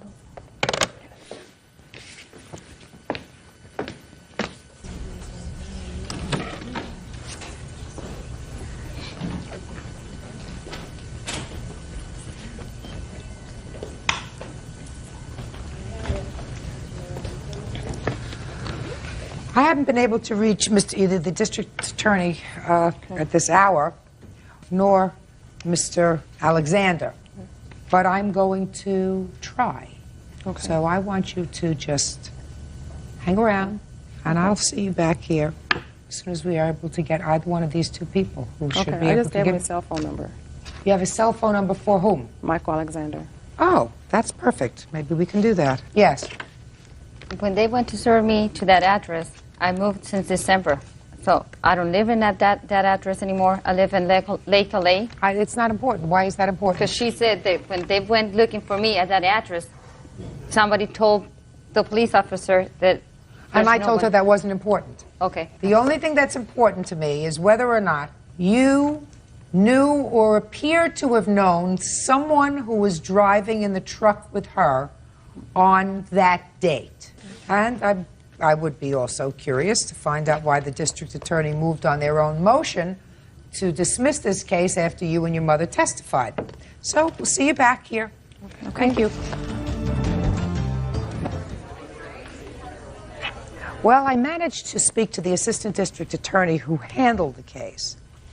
And after speaking to the assistant district attorney, he did in fact confirm to me that after the two of you testified, he decided to go out and have a personal look at the car that you say was damaged by the plaintiff. And after he made this personal inspection of the car, he believed that the damages to the car were inconsistent with the testimony that the two of you gave in court before she even had to put on her case.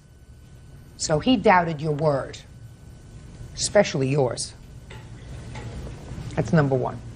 Number two, we were in fact successful in securing Michael Alexander's presence here for the recall. So, Bert, I believe Mr. Alexander is outside. Would you bring him in, please? Sure thing, Judge.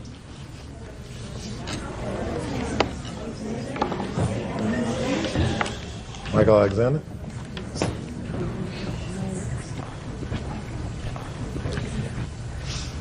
Would you swear the witness, please? Sure thing.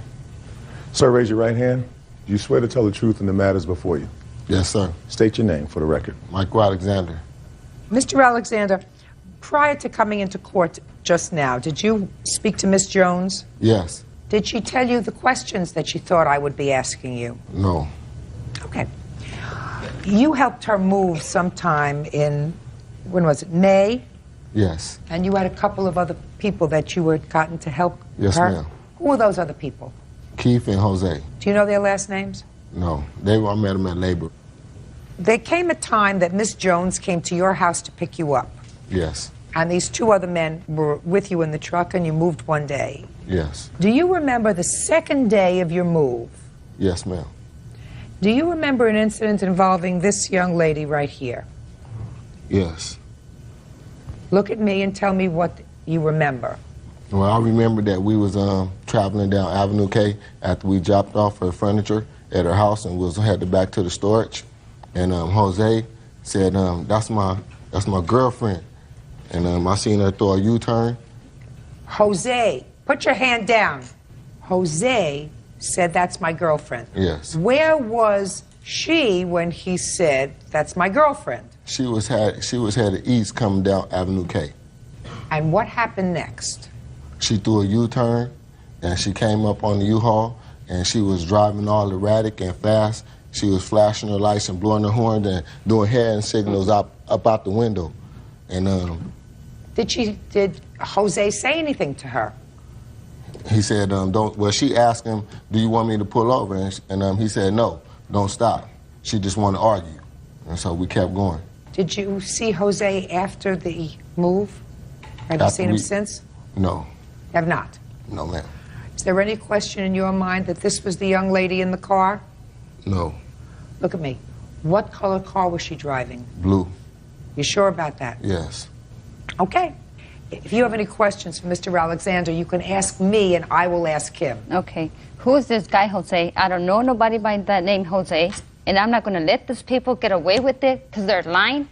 No. I want to see this person and to identify me, and I'll do the same thing to him. I am not going to let these people lie. No.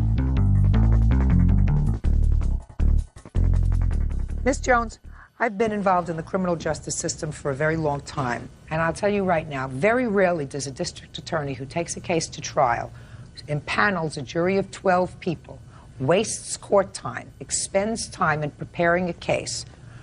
Very rarely does a district attorney stand up at the end of their case and say, we don't believe our witnesses to the extent that we're moving to dismiss this case because we don't even want it to go any further. I mean, maybe on one hand I can remember that amount of time. This district attorney didn't believe you, didn't believe your mother about what happened. And I don't know who Jose is, but I certainly see the pictures of your car, and I've listened to her testify. I believe her. That's all I have to believe. I believe that you were having some sort of an argument with a guy who was in that U-Haul it, and you were behaving erratically. She wouldn't pull over. You got ticked off. You called, and I believe that there was contact with the U-Haul. There's no question in my mind that there was contact with the U-Haul. It was your fault. And maybe you thought you could make a couple of bucks. No. That's what I think. That's what I think. And the fact that you called the police. Have you ever been incarcerated before, Miss Jones? No. What kind of work do you do? I'm an accountant.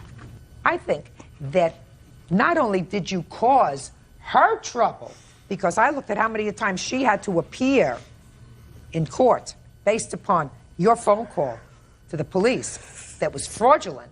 She had to appear in court. She had to be embarrassed. There's a certain embarrassment about it. When it was your fault and you lied. And she's entitled to what she's asking for, which is $5,000. And I'm entering a judgment for that. $5,000 for the plaintiff. That's all. Step back. But you were the aggressor with the pepper spray. That's all. Yeah, this is case number 123 on the calendar in the matter of Gregory versus Billsbach Termont. Parties have been sworn in, Judge. You may be seated. Miss Gregory, according to your complaint, you owned some real estate that was rental property. You rented it to the two defendants and claimed that during the course of their tenancy, they trashed your property. They say they did nothing to your property but normal wear and tear, that they had some parties there that you were aware of, and they are counterclaiming. They say that during a snowstorm, you failed to plow the driveway, which caused their car to catch on fire. When did this lease begin? The 1st of August in 2000. How long was the lease? It was a month-to-month affair because this is a property that I was trying to sell. So you didn't have a written lease? Yes, I do have a written lease. Can I see it, please?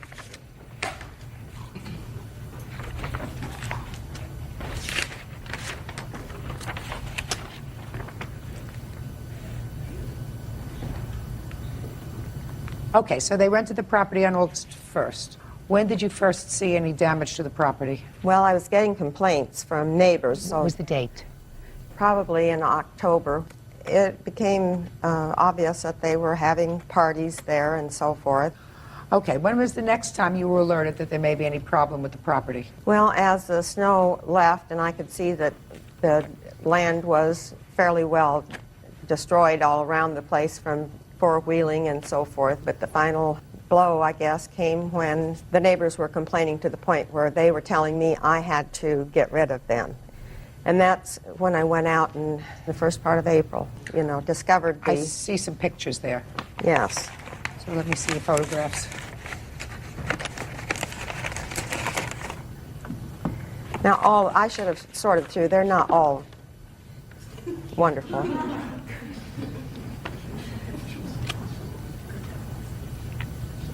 Is this a trailer? It's a mobile home that has been built onto, and it's about 2,000 square foot. Were these holes in the wall or anything else there when you rented it to them?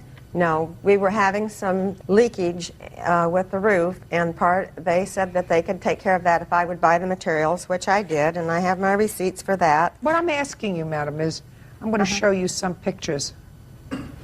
What I'd like you to do is take a look at these photographs and tell me whether this is the way the property looked when you rented it to them.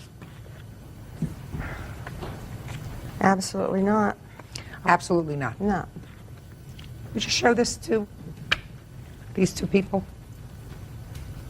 What is that? That's a wall that's falling down. No, it isn't. It's not a wall that's falling down. You want to explain that to me? There were holes in the wall that were caused by parties that we had out there. Okay, period. Good.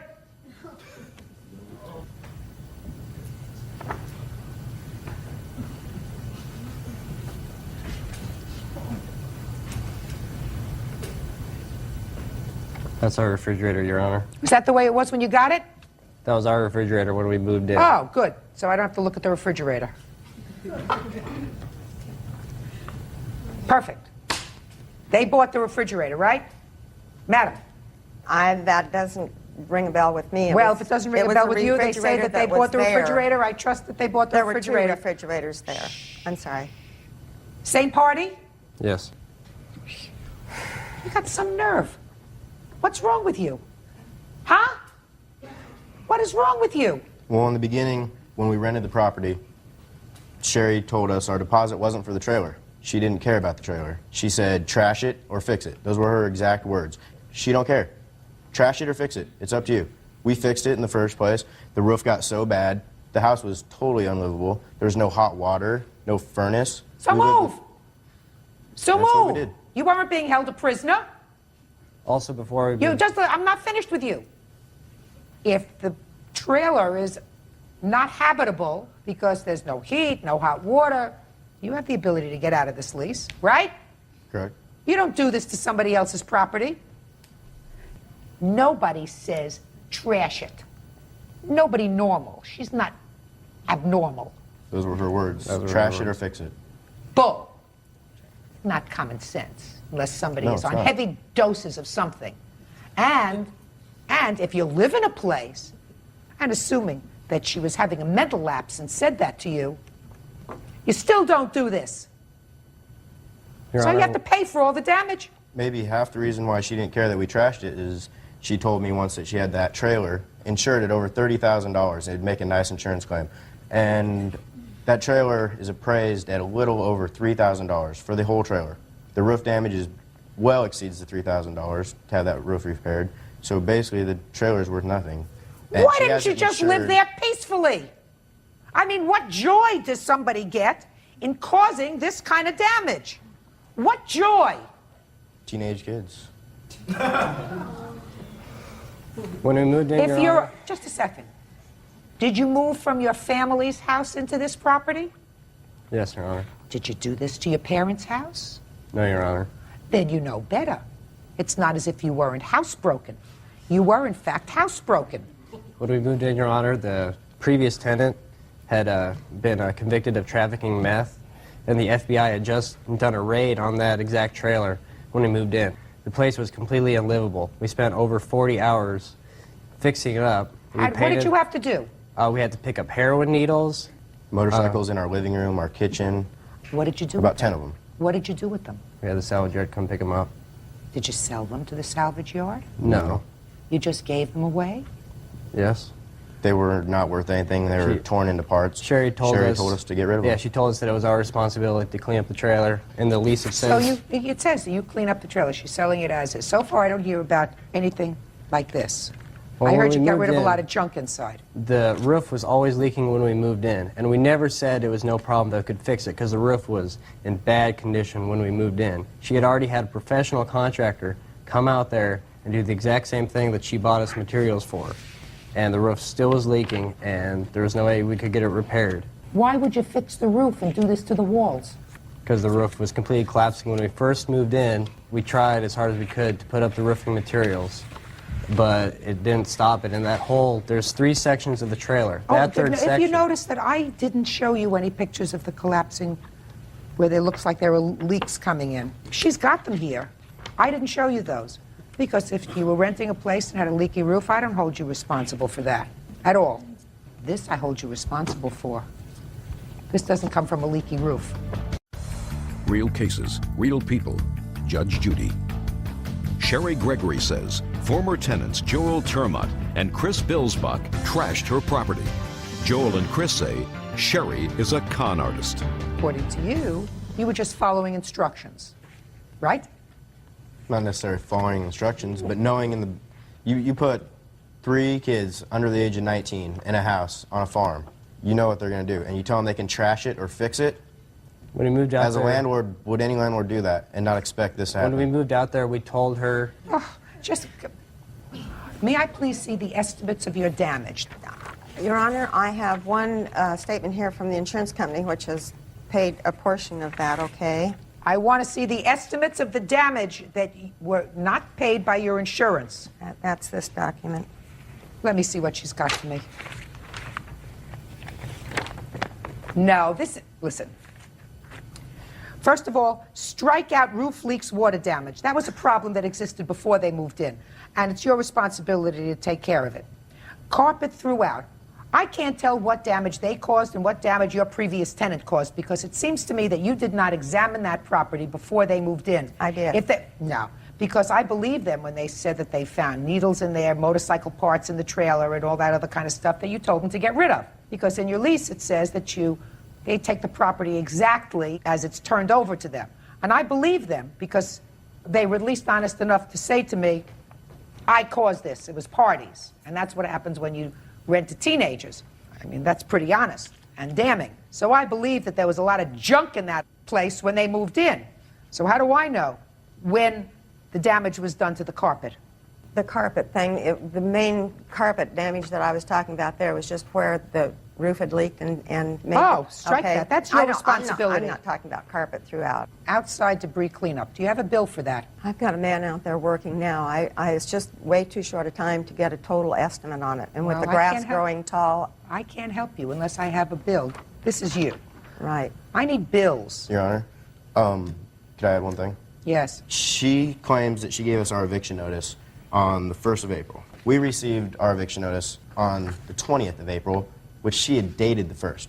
Okay. So we'd only have 10 days, 11 days to get out, which was a totally false statement on the eviction notice. We were out within the week, within 7 days.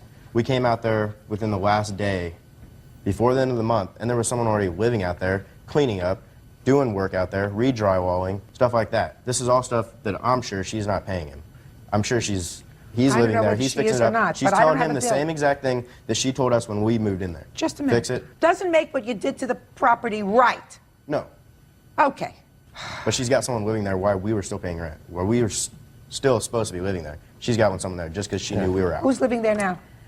The person he's talking about did not have permission to be there at that time. I didn't know that person was there. He was someone that was wanting to rent it because when I called and... Is he still there? 2 different people. Who's living there? Mark. When did Mark move in?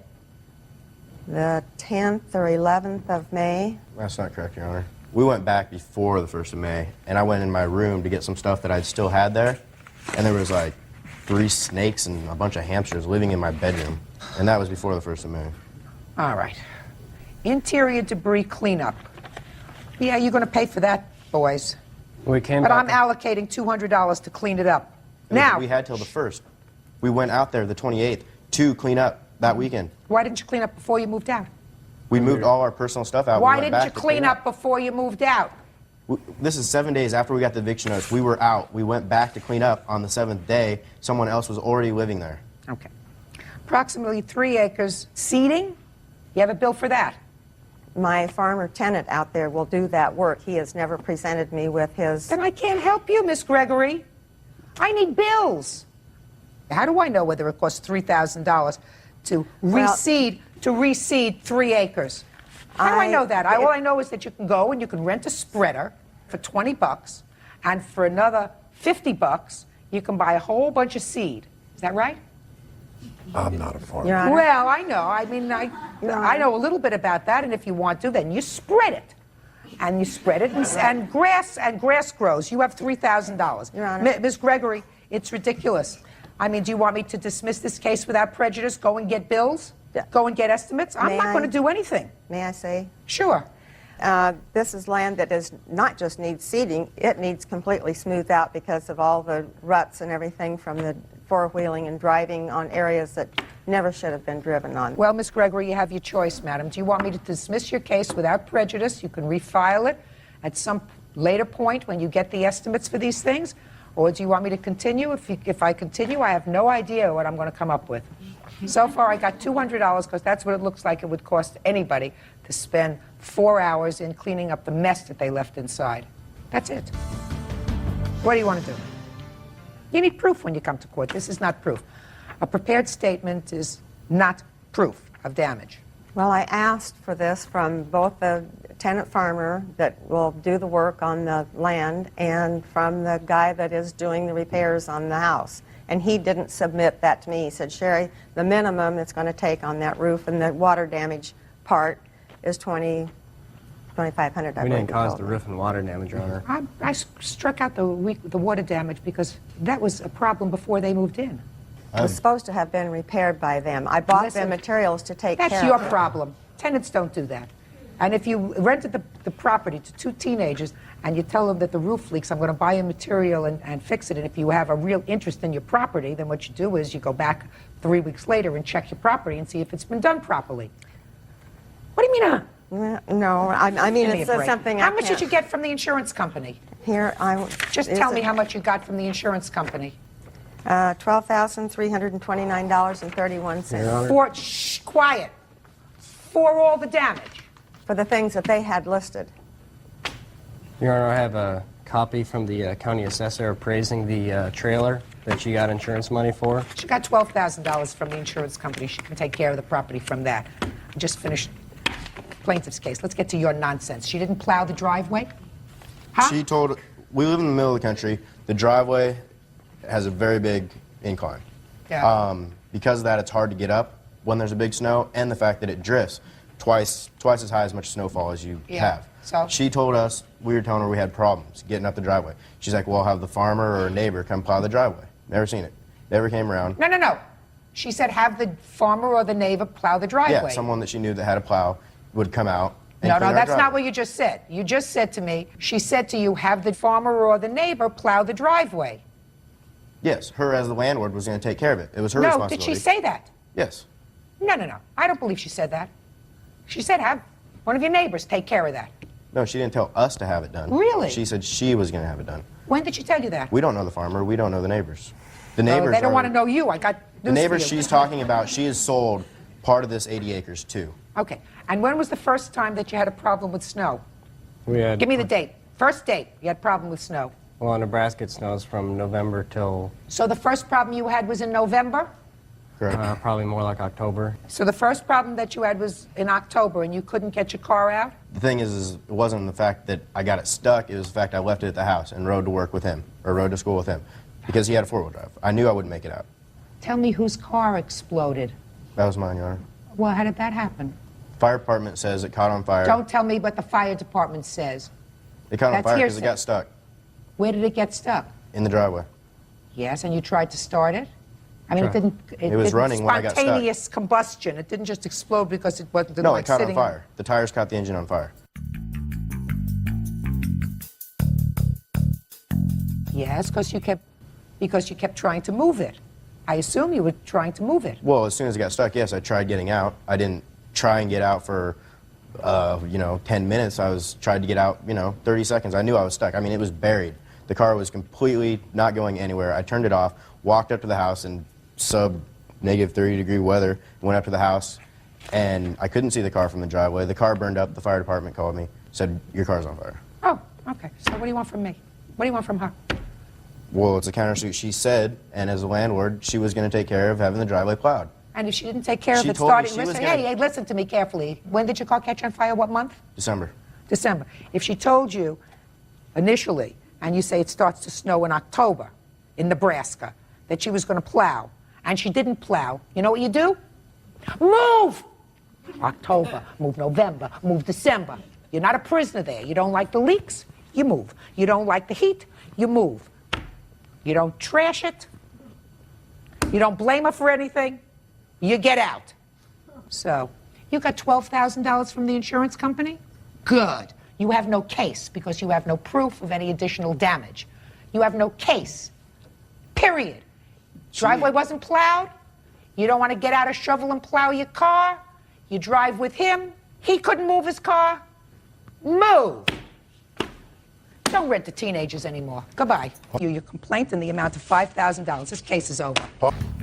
Down, this is case number 142 in the matter of Bevilacqua versus Bonnet, and case number 143 in the matter of Kaiser versus Bonnet. Parties have been sworn in, Judge. You may be seated. Ma'am, have a seat, please. Perhaps we could finally put this unfortunate incident to rest. According to what I read, you were crossing the street. Yes, ma'am. And you allege that the defendant came into an intersection she shouldn't have been and hit you with her car. Yes, ma'am. She didn't severely injure you with her car. You jumped back. She hit you on your knee. Something. Where? Right. Brushed me about here. She brushed you. But you weren't hurt. No, ma'am. But you were angry. And then an interaction took place between the two of you that was most unfortunate on both of your parts, which resulted in you being arrested. No, I was never arrested. Taken into custody at some point, charged with an assault. Charged, yes. with an assault. All right. Strong arm robbery. Charged with something. Okay. And those charges were eventually dropped by the district attorney's office. But am I correct in reading between the lines in your complaint, sir, that there is a restraining order preventing you from going near the defendant? Well, it's not a restraining order. What is it? I'm supposed to stay away from her, which is... Is it an order for you to stay away from her? It's not an official restraining order, no. It is not. No. I mean, it's not written anywhere. No. The judge just told you to stay away from her. Oh, no, it's stay away. It's not... Okay. I'm supposed to stay away from her until January 25th of 2002. Where is that written? I have it, Your Honor. May I see it, please?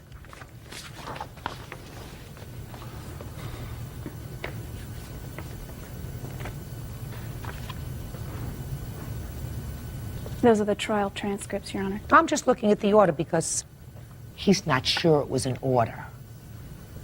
So after this case is over, Mr. Bevilacqua, you are directed to attend 3 hours of anger management classes by the 15th of March of 2001 and stay away from the victim. Yes. That was the order, signed by a judge. Right. Right. I mean, did you think I was just a fake person here that they picked out of, that they picked out of a supermarket? Didn't you think that I had any legal experience at all, sir? Of course. All right. So, Mr. Bevilacqua, what you want is all kinds of damages from the defendant because you were put through a court process, you were embarrassed, whatever. You want damages in the amount of $5,000. The defendant is cross-claiming. She says that you did, in fact, assault her, and she is counterclaiming for the exact same amount, $5,000. So we've reached a point where you were brushed by defendant's car. Pick it up from there, Mr. Bevilacqua. Okay. I fell back. I yelled, yo. I looked up to see the driver of the car flash her middle finger at me and take off. Okay. Continued walking home, got up the street, and saw a car that looked just like the one that had just sideswiped me, frantically trying to get into this parking spot. And I just went up and said, excuse me, was that you who just turned on to 3rd off of Rose? And she said, yes. And then I said, well, you just sideswiped me with your car. And she said, want exact words? Of course. Super. She said, you, I don't care. I'm tired. I just came from the airport. And then I said, no, wrong answer. Okay, you ask me if I'm okay. You tell me that you're sorry, and then I go. And then she exploded. What do you mean she exploded? She screamed, don't you tell me what to do, you stupid... Swung her fist at me. Did she hit you? Blocked it. Well, and what did you do? That was it. Walked, I said, told her she was crazy and she should watch it or she's going to kill somebody, and I walked away. And then what happened? I got about 10 feet away and boom, got it from behind. Turned around and it was her screaming. Screaming threats, screaming, obscenities, everything. And waving her sunglasses. There was a little scratch in her sunglasses that had fallen out of her hand. How did they fall out of her hand? Because they were in her hand when she hit me, along with her keys. Did she ever ask you for your name? During that period of time, she was asking you for your name. She may have, but you know what? Okay. She was crazy. That's not what I asked. I'm sorry. Yes, she probably. Don't be a did. wise guy in here, sir. I'm sorry. There's only one wise person in here. Yes, ma'am. That's Bird. So I couldn't go home because she was following me. She followed. So I just was walking around. She followed me for almost an hour, screaming. And at one point, we were near my apartment, and I wanted her to go away. I turned and tried to reason with her. And I said, listen, your road rage, your whatever drugs are on, are making you completely insane. Please leave me alone. And she screamed no, that I had to give her $200 and some for her sunglasses. And I said, I didn't break your sunglasses. I'm not paying for them. And then she said, oh, yeah, well, I'm going to tell the police you assaulted me, and they'll make you pay. And then I came to the store at the corner of 5th and Rose. And my girlfriend, Tamara, comes walking out of the store because she had been there, like buying something. And Tamara sees this going on, comes over and goes, "Oh my God, are you okay?" And she goes after Tamara. She starts screaming threats and obscenities at Tam, starting with, "Do you know?" She's going to have Tamara thrown in jail, goes over behind the car, screaming, "You're not going anywhere, you blah, blah, blah, I'm going to track you down." Blah. So she's blocking the exit. I went up to her from the side and said exactly, "Hey lady, yo, I'm leaving." Got about 15 feet away, and then boom, got it again. Turned to Tamara and screamed, "Go, go, get out of here, I'll deal with her, go." So I let her scream at me for another few minutes, and then take off. Cut through the alley, go to a friend's place. Okay. Apparently, you got her license plate number. That's correct. And through that, you got his name. That's correct. Okay. Police contacted you. What out-of-pocket expenses did you have as a result of this incident, sir? $12,500. For what? Legal fees. You have a bill for that? Oh, sure. Okay. Okay. And I'd like to see that. Then I have a couple of pointed questions because I let you tell your story. Here you go, thanks.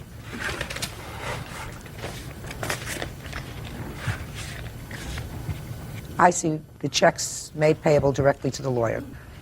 Mr. Bevilacqua, Yes. I read your complaint very carefully, and what I want to know first is, you saw her park her car, and you had a conversation with her, and clearly you could see that you weren't getting anywhere.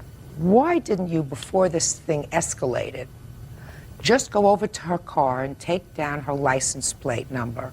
Go over to a phone booth, take out your cell phone, call the police, and say, "License plate number so-and-so just hit me and took off. I was a pedestrian." Wouldn't that have been the smart thing to do, sir? Yes, it was, and I regret it now. That would have been the smart thing to do. May I explain? No, that would have Okay. been the smart thing to do. Yes, Any ma'am. explanation would be stupid. Okay. Real cases, real people. Judge Judy. Stephen Bevilacqua says he was falsely arrested for assault because Ann Bonnet lied to police. Stephen claims it all started when Ann nearly ran him over. Now, why don't you tell me, you're going through the intersection and you were in the intersection at that point illegally? I made a right-hand turn from a busy street onto a residential street. While I was going through the crosswalk, I saw a gentleman step off the far side of the crosswalk. I continued down the road and then heard this screaming and looked in my rearview mirror, and I saw a gentleman screaming at me and giving me the finger. That was this gentleman? Yes. Now, I want to know, first, do you have any of the police reports? I do. I'd like to see them all, please. It's the LAPD. Where had you been coming from, Dr. Bonnet? Coming from the airport. Where had you been? San Francisco. For how long? For 4 days, sir. Ma'am. What were you doing there? I was taking an exam. How many days was the exam? It was a 3-hour exam on Sunday, the day of the incident. So it was a pretty stressful day. It was. Okay, continue. So I went through the intersection and heard the screaming, looked behind, Saw him. You didn't know you would hit him. Go I ahead. had not hit him, Your Honor. I don't believe that. I don't believe that. I believe that you probably brushed him. You didn't hurt him, but you didn't stop your car. No, now, I didn't keep stop going. my car. Keep going. I also held up my right middle finger in the rearview mirror. I continued up and over a hill, another 1,000 feet to my residence, and parked on the right-hand side of the street. I was getting my stuff out of the car when a man came, who I did not recognize, came running up to me and said, "Did you just turn onto this street?" I said, "Yes." He started swearing at me at that point and said, "You are the so-and-so who almost hit me. Do you realize that?" And then you gave me the finger. And I said, "You gave me the finger first." At which point he became enraged, lunged at me with his right hand, scratched my right face, took my glasses, threw them on the ground, and they broke. The glasses are here, and I have photographs as well. Well, I'd like to see the photographs, and could you please indicate in this police report where it indicates that you were injured? Take a look at these police reports and show me where it indicates you were I have injured. a photo of the injury, ma'am. I don't want to see the photo. Well, I'll look at the photos of the injury. I want to see in the police reports, because they're voluminous, where police always indicate what the marks are that they've seen, what was the complaint. I want to see where the police officers noted any injuries to you. Here at the bottom, it says she took pictures of the scratch to my face. Let me see. Last paragraph. Now, I want to see where the officer wrote down on a report. You see, on the first page of this report, he writes down type of property taken, receipt, nature of the injury, none, according to the police officer. Nature of injury, none. Why? I wanted to find out if you wanted to take notice. They took the picture. Yeah, they noticed nothing. Neither do I. I noticed what looks like a pimple on your forehead. I was lucky it was a small scratch. I said I noticed what it looks like a pimple on your forehead. I'm very smart. I don't think his body came into contact with your forehead, madam. I believe that he might have knocked the sunglasses off of your face. Maybe he did that, and maybe the sunglasses were in your hand, as he says, and they fell to the ground, or he knocked them to the ground. I believe that that's possible, too. But I don't believe that he ever put his hands on you.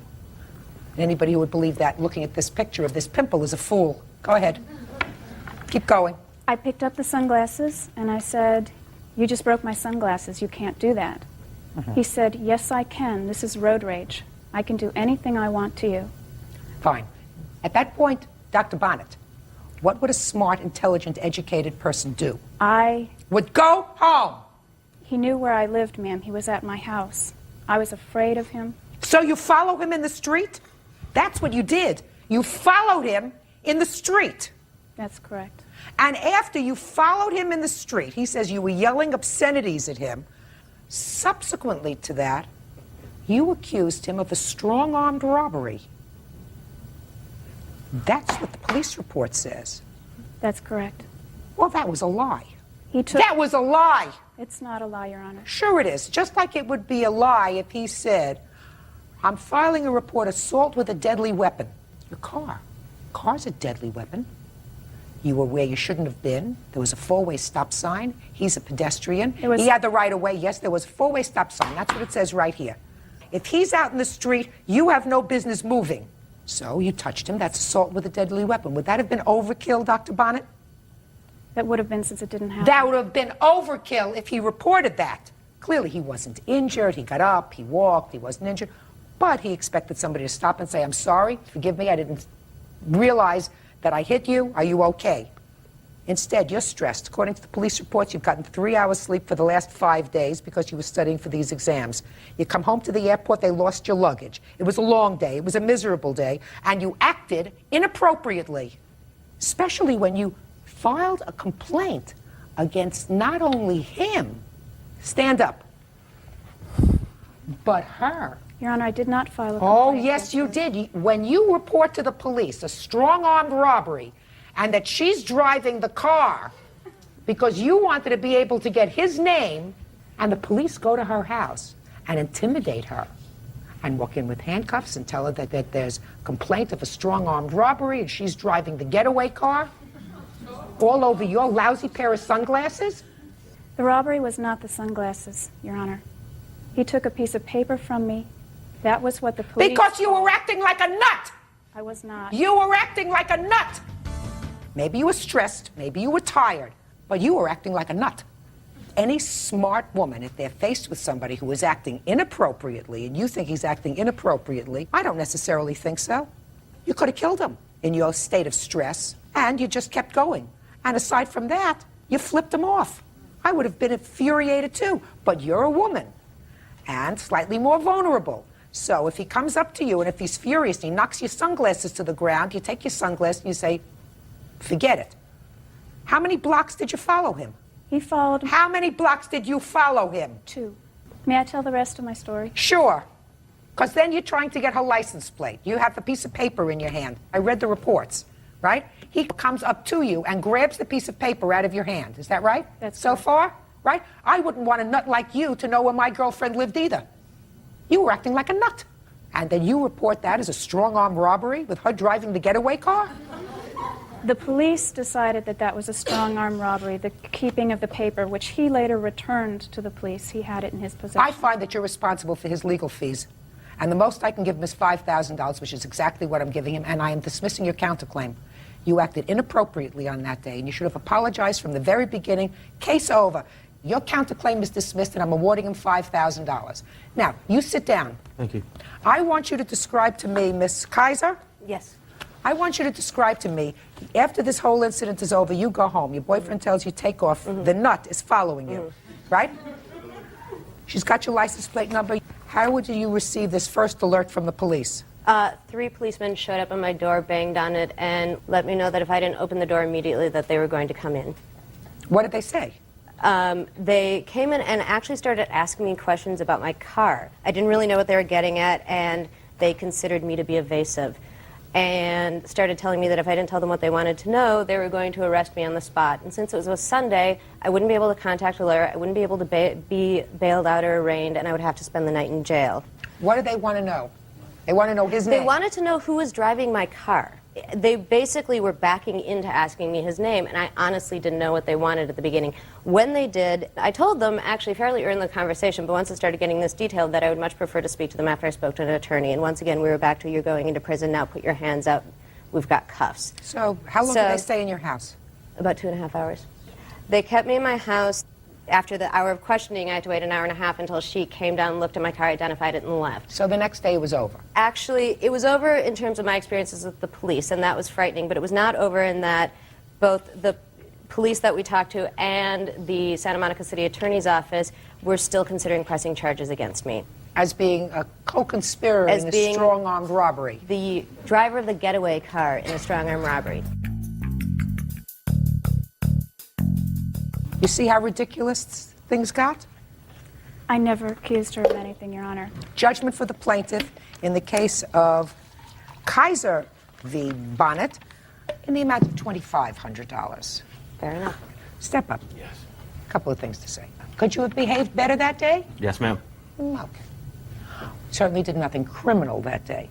I find that based upon what little I've heard and from looking at these photographs and listening to the story, you did nothing criminal that day. Certainly nothing that would have required you to spend $12,500 for a lawyer. I find, however, that despite the fact that he could have behaved differently that day, I'm merely taking down your license plate, you were the precipitating factor in all of this trouble because stressed out as you may be, you didn't have the right of way, you brushed him with your car, he doesn't look like a nut to me that he would follow you if you hadn't even tapped him with your car. See, all he was looking for was an apology. But you kept going and were rude besides. You precipitated it. You pay. That's all. Case number 174 in the matter of Marafino versus Waches. Parties have been sworn in, Judge. You may be seated. Folks, have seats, please. Ms. Marafino, you and the defendant were married, divorced, and according to your complaint, tried to reconcile. The reconciliation did not work out, and it is your claim that the defendant has a television set that belongs to you, in addition to other personal property. Yes. The defendant says that the television set was a gift to him, and he has a counterclaim. The counterclaim says that you cleaned out his bank accounts, that you owe him for some medical bills, and some important papers that he wants. Is that right? That's correct. So let's get some dates. When did you try this reconciliation? I moved back in on December of 2000. For how long? I moved out again on March 20th. Okay. And when did you purchase this television set? March 2nd it was purchased. What kind of television? It was a Mitsubishi large screen, 50-inch, I believe. A man's television. You want me to tell you how I know that, Mrs. Marafino? Bert, don't look so disgusted. I'm going to tell you.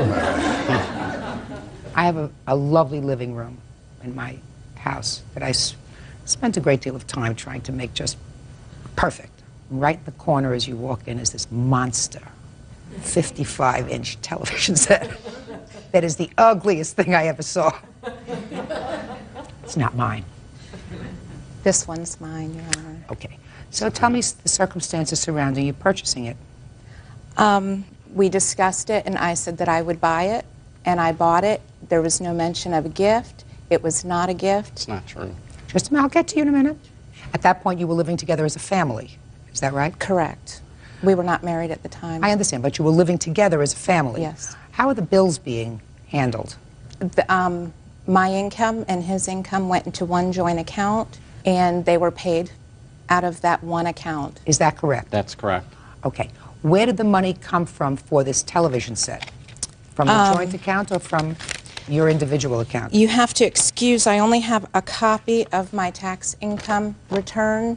Just answer my question. Okay. The money, did you pay Was a cash? tax income refund. Just a second. Did you pay cash No. for this television set? It was a check. From where? Our joint account. That's what I'm asking you, so let's just get to it. What you're saying is you both pooled your money into a joint account. Yes. And from that you paid all the bills. Yes. And when you got your income tax refund, it went into the joint account. Yes. And it was from the joint account that the television was paid from. Yes. Is that right? That's correct. Now, you explain to me why, sir, you believe this was a gift to you. Basically, I had wanted a big screen TV, and we were saving up money to make that purchase or whatever. She said she was going to be getting her income tax check back and put it in the account, and that she was going to buy this TV for me as a present. And eventually, we were going to save up some more money, and the agreement was that eventually we would purchase a hot tub. Basically, that's what she wanted. Did you get a tax refund that year? Did I get a tax refund? Yes, it was after we had separated already. Let's say, sir, that this was not a gift to you. This was something that was purchased for the household. For the household. Okay. Then you would have to distribute the property. Now, let's say this came out of joint funds. Mm-hmm. But you kept the property, right? That's correct. And it's brand new property. It's not something that was purchased 10 years ago. That's correct. You got to pay for it, unless you want to give it the television set. That's correct.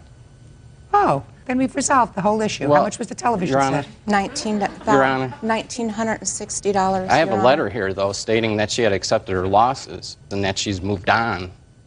Your Honor, that was And- before I filed the lawsuit. Just a minute. I'll take a look at your letter. I'll take a look at your letter.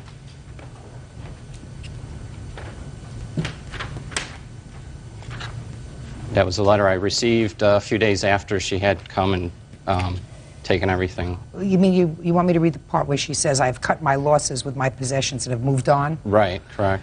Give her the money for the television set, sir. You watching it? You watching it? It's in your house? Yes. Then you pay her for it. It came out of a joint account. But as you said, most of it was paid for, or if not all of it was paid All of for it, out of Your Honor. all of it was paid out of her money, and the expectation was you were going to save up more of your joint money and buy her what she wanted. The relationship terminated before that, so she never got her end of the deal, which was our hot tub. Right? That's correct, but... Good!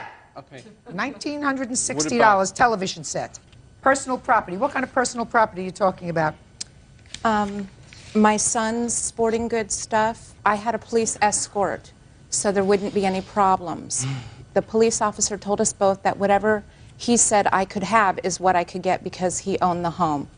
I asked for a walkthrough of the house. I didn't really see anything, and the TV was nowhere in the house. Anyway, my stuff and my son's stuff... Where'd you move the TV? Your Honor... Where'd you move the TV?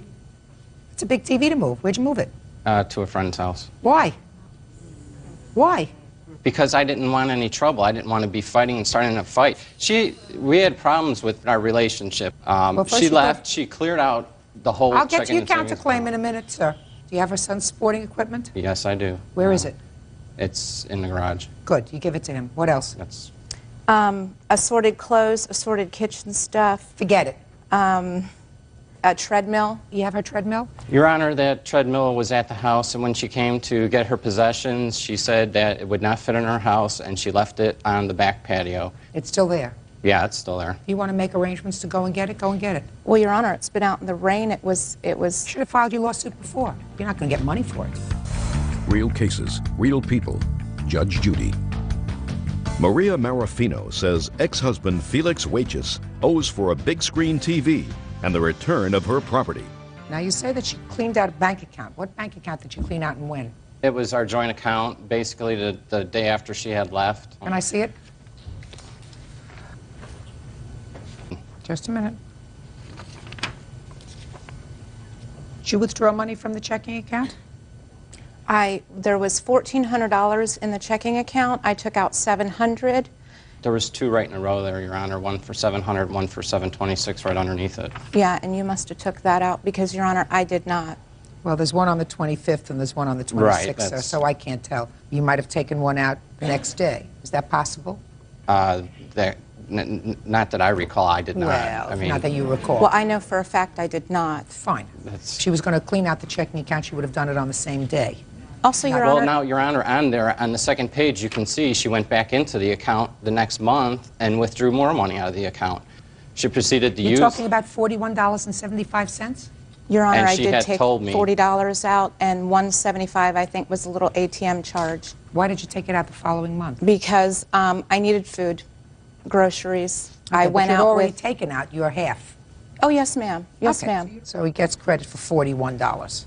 Okay. Now the savings account. You took There the was whole thing. $305 in the savings, Right. and I took out $300 of it. That's not half.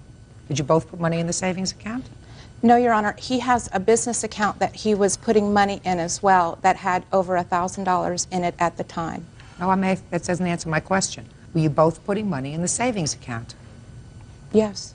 Then you were only entitled to half, not the entire amount. Okay. So he gets credit for $150. Okay. Can I explain why I'm actually asking for more money? No, I'm not interested why you're actually asking for more money. Well, Your Honor... I'm not interested. Anybody who takes a television out of the house so that it's not there, I'm not interested in what they have to say about that. You took out half, you have half. Now, let's hear about the medical bill, sir. That's another part of your counterclaim. When we had gotten back together again, I had received an income tax check. I had signed the income tax check over to her to get a breast enhancement, and basically I figured if she could give this TV as a present to me and ask for it back, that was a present to her. He'd like my implants back? Forget it. What's next? It's an interesting theory. Let's go. Next. Papers. She has papers from the house, mortgage papers and everything like that. Is the house in your name? Yes, it is. Those his papers? Yes, ma'am. Give them to him. This was in one of the garbage can bags that he packed of my stuff. It's not They're all very there. organized. 191. So $1,769 for the television set if he's going to keep Your it. Honor, it's out of a joint account. I don't understand that. Is it back in your house? Yes, it's in my house. You'd moved it back. Yes. Pay for it. Even It's listen to me. Listen to me. Even if I take what your excuse for this television set was as gospel, the agreement was that since she was getting the money at that point, and I'm speaking and you're not receiving. Okay, I'm hearing what you're saying, Your Honor. That the television set was going to be purchased first, and then when you got your money, your tax refund, you would purchase the hot tub with your money that would go into the joint account because that's what she wanted. Well, that contract was never fulfilled. It was never fulfilled because I'm speaking and you're not receiving. You're going to try to talk around me, over me, through me. It's not going to work. Your contract, therefore, with her was not fulfilled. And she gets either the television back or the money for the television back. $1,769 judgment for the plaintiff. That's all. Thank you. Parties are excused. You may step out. After now, we will never be together again. I think he's a selfish, evil man. Now, this is case number 258 on the calendar, the matter of Pearson versus Carrico. Parties have been sworn in, Judge. You may be seated. Ladies, have seats, please. Miss Pearson, the defendant is your daughter. Correct. And your stepdaughter, sir. That's right. We call her daughter because we've always called daughter, never used the word step. But you are not her biological father. Right. Did she always live with you? No, ma'am. Who did she live with? When John and I got married in 1998, she was a senior in high school, and she didn't want to leave her senior year in high school to move to Florida with us. So I let her live with her grandparents, her father's parents. So she lived with her paternal grandparents. Correct. Last year in high school. Then, according to your papers, she came to live in Florida with you. She moved out with her grandparents, and then she moved in with her father, and then she got mad at her father, and she left her father, and she was living from friend to friend to friend to friend's house. She didn't have a permanent address. Whatever, so she came to live with you. Then she came to live with us, correct. Your complaint says that she owes you for certain things, because evidently she didn't stay in your house very long, she moved out, and while she was there, she had some dental work. So you say she owes you for her dental work? Correct. She owes you for some car insurance? Correct. And telephone bill. Okay. When did you go and live with your parents? June of this year. I moved down there because my mother was sick and I wanted to make a new beginning for myself, so I moved down there to help my mother. But things weren't going so smoothly for you. Well, when I moved down there, I did not know anybody, and No. When you were living with your father and your grandparents, things weren't going so smoothly, is my question. My stepmother just caused a lot of problems between me and my father. Did there come a time then that you moved out of your father's house? Were you living with various friends for a while? I lived with 2 roommates. Now, you came down in June, and then you started to have some problems with your teeth. Tell me about it. I moved down there and I started having excruciating pain in my mouth and swelling, and my mother agreed to take me to the dentist. Just answer my questions. When was this that you started to have this excruciating pain? About 2 weeks after I moved down there. And how old were you at that time? 20. Were you working? Not at that time, no. So you took her to the dentist? Correct. And she had what kind of problem? She had wisdom teeth impacted, and one of them in particular, but they all needed to come out. So what did you tell her? So it was my husband's thing. He said, we can't leave her in pain. Absolutely. He said, Amanda made a big deal, Your Honor, about being emancipated. So she got herself emancipated the year before. So we told her, you emancipated yourself, you're responsible for your own bills. Just to say, tell me about the dentist. What did you say to your daughter about taking care of the teeth? We told our daughter before we took her to the dentist that we agreed to take her to the dentist to help her. We also told her it was not a gift, it was a loan. She would have to start paying us back when she got a job. Did that happen? They told me that I would have to pay them back, and I said, I cannot afford it. I will wait for my insurance from my new job. And they said, no, we cannot leave you in that's not pain. true. That we would help you, and when we're down the road, when we're old and need bread and Velveeta cheese, as John said, I could pay them back that way by getting that for them. What kind of job were you expecting? I was waiting to hear back from a physician's complex as a referral coordinator, Your Honor. Did you get that job? Yes, I did. Are you still working there now? No, I she do not. lost it. Shh. Okay. Now tell me about the car. Okay. Amanda was working for this major physician's place in Orlando. I've been very ill and been diagnosed with some severe medical problems, but I was getting up every day, taking her back and forth to work, picking her up from work. My husband thought it was taking too big of a stress on me, and it truly was. So we agreed, we talked to Amanda, because at this point in time, she was doing everything. She was going to work, she was paying off her bills in Indiana, she was doing, basically what she needed to do as a responsible young adult. So she could not get a car on her own. And so my husband and I, we did not want our name on the title of the car. So therefore we chose not to co-sign a loan for her because she has wrecked so many automobiles in the past. And we didn't want to be sued if she wrecked this one. So we took money out of our savings. And how much? $7,700 some. $7,700 and some odd dollars. And you purchased her a car? We purchased her a car with a 3-year warranty, bumper to bumper. And that was clearly a gift? No. No, ma'am. That was... Well, that's what I thought parents were for. It's not part of this suit because it's a contract agreement. Which she signed. Okay. So you she purchased this car. $254 to us a month for her car payment, just like she would if she borrowed from a bank or a lending institution. And we even only charged her the interest that we was losing off our savings account. We wasn't making money off of her or nothing, just the interest we lost off the savings. So she had a very low interest rate. She has yet to make one payment. I don't feel that I need to. Well, I'm not getting into the car because the car is something that you say is not part of the suit, but certainly you are claiming the insurance. Correct. Did you pay the full year's insurance at one Yes, time? before, because in the state of Florida, you have to have at least 2 months worth of insurance before you can even take the car off the lot. There again, she had no money. So how much did you lay out for the insurance? The insurance came to $404.26. Okay. And the last bill is a phone bill. Oh, Your Honor. Your Honor, my daughter loves to talk. There's no doubt about it. When she was living in Indiana, my father co-signed to get her a cell phone bill. She ran it up to over $600. That's on her credit The cell report. phone bill was that much because I kept the contract. Doesn't matter. Whatever. So when she came down here to live with us, she started getting involved with the internet people. And this is why she's mad, because she got involved with people off the internet and she would call them constantly on the phone. 3-way calling, regular calling, whatever. And she ran our phone bill up to a grand total of $690.32. No. Then, Your Honor, she had the audacity before she left to say, well, she paid $100 before, and then she says, she wrote us a check, and right here it is, $250, and then she gave us $50 in cash, and then she was going to pay us the rest. She stopped payment on the check. Because of the way I was being treated. I do not feel that You know, my so- mother should sit there and let my stepfather call me a slut and tell me that he thinks the only reason I'm on the internet is because I'm so hard up for sex that I have to meet people off the internet. And when I That's not looked true, at him Amanda. and told him I was not a slut, he goes, well, it doesn't sound like that to me. And then time after time told me that I do not deserve to live in their house, that I belong out on the streets, and he's this close from kicking me out where I belong. Real cases, real people. Judge Judy.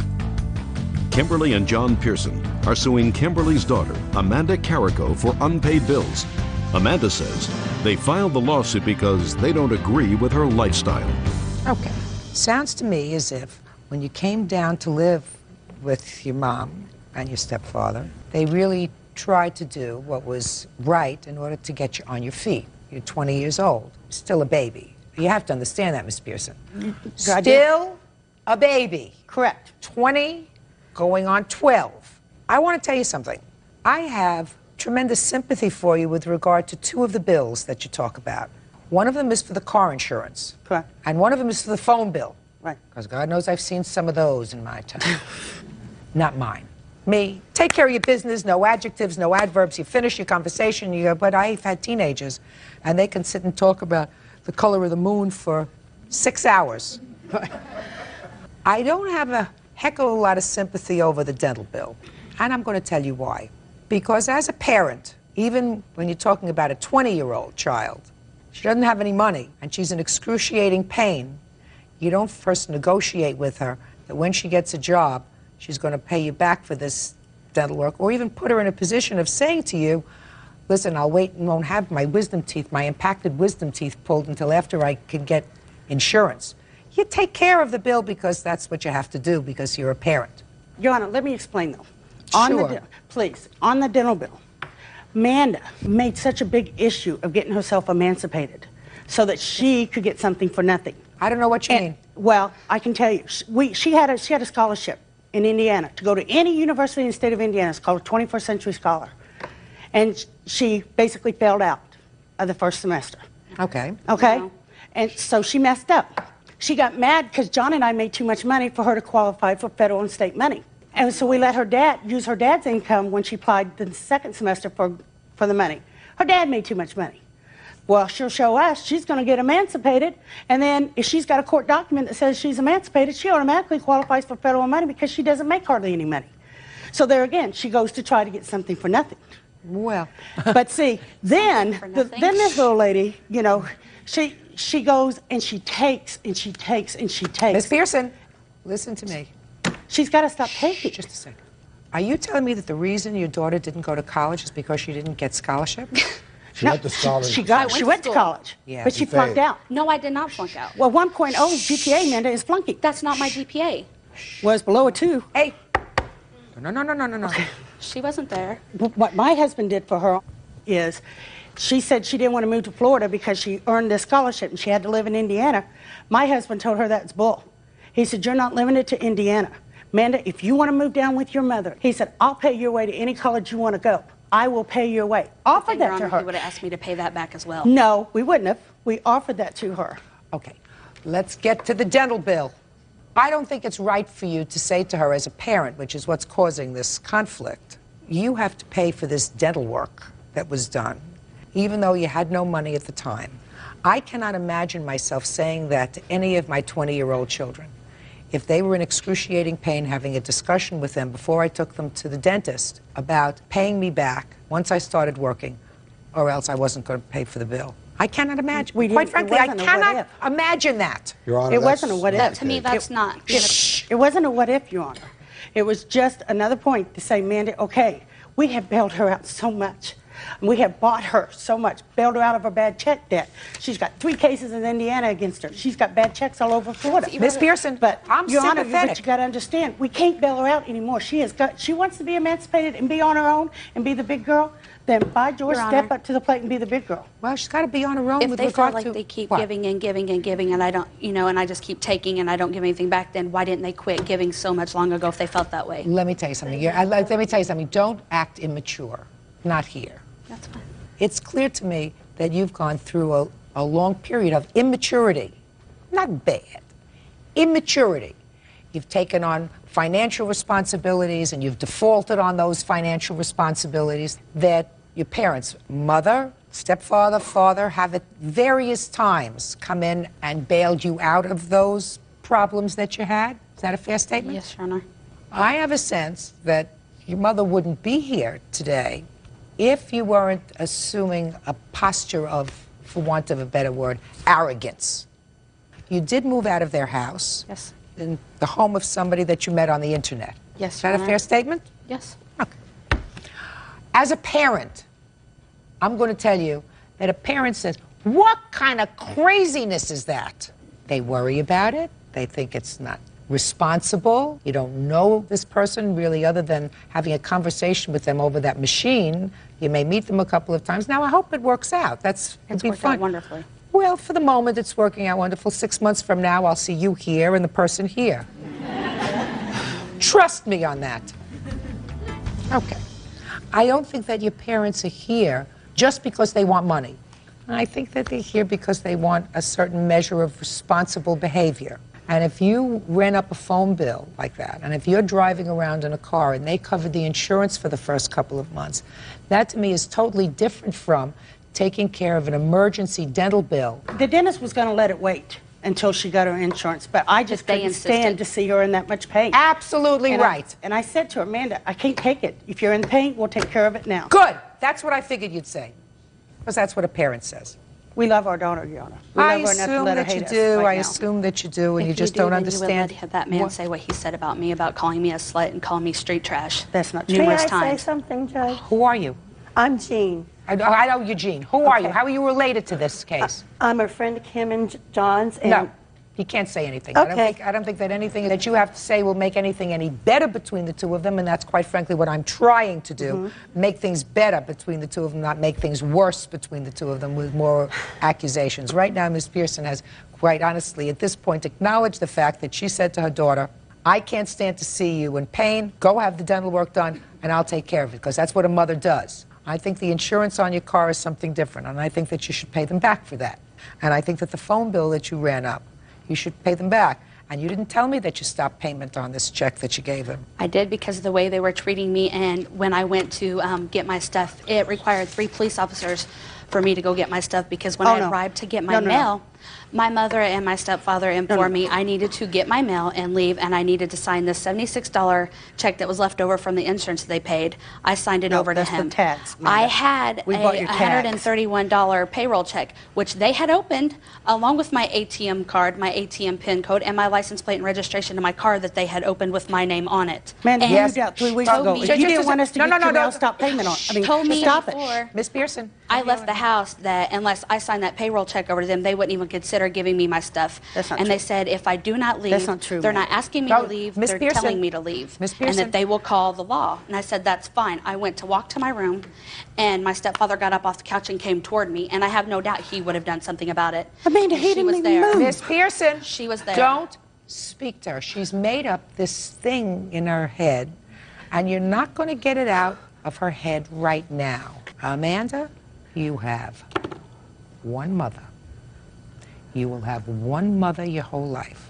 Before they moved to Florida, did you live with your mother? Yes, And you lived with your mother for how long? for all my life. And she took care of you? To the best she could. Yes, she did. And then when you decided to stay, she kept in touch with you while you were living with your grandparents? Off and on, causing problems and stuff. But yes, Well, that's your perception of it. Kept in touch with you when you were living with your father? a little. And during that time, you were having some problems. Yes. And then when push came to shove, they said, come down. They took out almost $8,000 and bought a car for you. Now, the fact that they expected you to pay for that once you got a job, that's not unreasonable. So I don't think that your mom's a bad gal. I think that she's probably wrong for having brought this matter to a court. But I think she has a certain frustration because I assume since you moved out, you haven't spoken to each other. No. But when push comes to shove and you need a kidney, you only have one mother. Your mother and stepfather, they're going to take care of your dental work because that's what I think that they intended to do anyway. And I sort of believe the statement about Velveeta cheese that you made a little while ago. You know, when we're old and we need you, you'll pay us back. But I think that you're responsible to take care of the car insurance on a car that you're currently driving and for a phone bill that you racked up. I also think that you might want to take this opportunity to at least open up a dialogue with your mom. You have brothers and sisters? Yes, I have a 14-year-old that's living with them, which they informed me that they were going to keep away from me by putting a restraining order against me for. Okay. Things are hot. You got to bring them down a decimal. You got to look around where you are today and say there are a lot of terrible things going on in this world today. And these irritations that I'm having compared to everything else that's going on really don't amount to anything. And the importance of family, the importance of staying together and being close to each other and having each other for support is really the most important thing you can do now. Otherwise, you're alone. So I have a sense that's really what your mother wants, and that's why she brought you here, maybe to open up a little bit of a dialogue. So, Amanda, you're young. Young people take longer to get over anger, especially when they feel as if they've been disrespected. Trust me, just think about thousands of people that don't have an opportunity to make up with their mothers. Okay? Judgment for the plaintiff in the amount of $1,094, which represents the phone bill as well as the $404 for insurance. Thank you. Parties are excused. You may step. Yeah. And now the next case. All parties in the matter of Allen versus Phoenix. Step forward, please. 35-year-old caterer Dan Allen is suing 25-year-old office manager Destiny Phoenix for slander. Dan claims statements made by Destiny caused him to lose business. All right, this case is really in two parts, so let me try to explain it as I understand it and tell you why it's in two parts.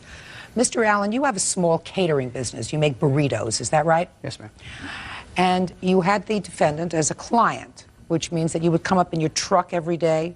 Yes, ma'am. Where you made your burritos, and you would get orders from the personnel that worked in her office. Right. You would make the burritos, and you would do this not only for her company, but for others. Correct. It is your claim that because of things that she said about your business, which were untrue, you lost her business, and in addition, the second part of your claim is that she made defamatory remarks about your business to other businesses who used your service, and they also canceled your service. Now, did you have a contract with the defendant? A written contract? We had a verbal contract. And what was the verbal contract, sir? That would be okay for me to come by every day at a certain time to sell my food. So that is a day-to-day operation. You didn't have a year's contract with her, a 6-month contract with her, so she could say to you, I don't want you to come into the place anymore to sell burritos, or I'm not going to use your service because, I don't know, because we don't like burritos anymore. So she doesn't have to give you any reason whatsoever. That's correct. So the first part of your lawsuit is dismissed. And the second part of your lawsuit is that she made untruthful statements about your little business to other people, therefore causing you to lose business. So you have to establish to my satisfaction, first, that she made the statements to other businesses, and second, that the statements she made were untrue. Do you understand what your legal burden is? Yes, ma'am. Tell me first, what statements can you establish that she made to other businesses that used your service? Sure, I have a witness, Chris Laro, who I've been servicing food to for the past year and a half approximately, and I'm there every day. And I was there about 15 minutes after I was at Destiny Phoenix's business. So he saw me that same day. This is regarding the fact that she said I reeked of beer. He would definitely have noticed that. Oh, no, don't tell me. Step up, sir. Yes, Your Honor. Tell me your name. Chris Laro. Mr. Laro. Yes, What ma'am. kind of business do you have, sir? I am actually a law clerk at a law firm that Mr. Allen services. I am not the witness. I don't believe that he would like to call to prove the defamation. I'm here as a character witness only to prove that I have not seen him ever smelling of alcohol, that he's maintained a professional business. business. So is what you're telling me that Miss Phoenix never made any statements to you? That's correct, ma'am. With regard to Mr. Allen's job? That's correct. Mr. Allen has a written statement from I don't take written statements. Okay. You understand that. You're a law clerk. Yes, ma'am. Are you going to law school now? Yes, I am. What year are you in, sir? I'm in my 3rd year. So you know a little bit about hearsay? Yes, I do, Your Honor. And what are written statements? They are out-of-court statements offered for the truth of the matter asserted. Correct. And according to the rules of evidence, sir, that would be inadmissible. Is that right? Yes, it would. Thank you. So far, you're halfway to passing the bar. Mr. Allen, do you have any other proof, sir, that the defendant made statements to any other business which were untrue, which caused you to lose business? I believe she referred to the fact that I did not have a food license in this recording that I have of her that she left on my phone. I'm not talking about your phone, sir. I'm talking about other people who your business serviced. I just have a written statement, and I just have my food license here to prove that I have a food license. You have to be able to establish to me, sir, that the defendant said to a third party something about you that wasn't true, which caused you to lose business. There are certain rules which your witness knows about, which courts will accept an out-of-court sworn statement. What is the reason that that person cannot be here today? He did not want to take off work. That's not a reason, sir. Okay. Right? Yes, Your Honor.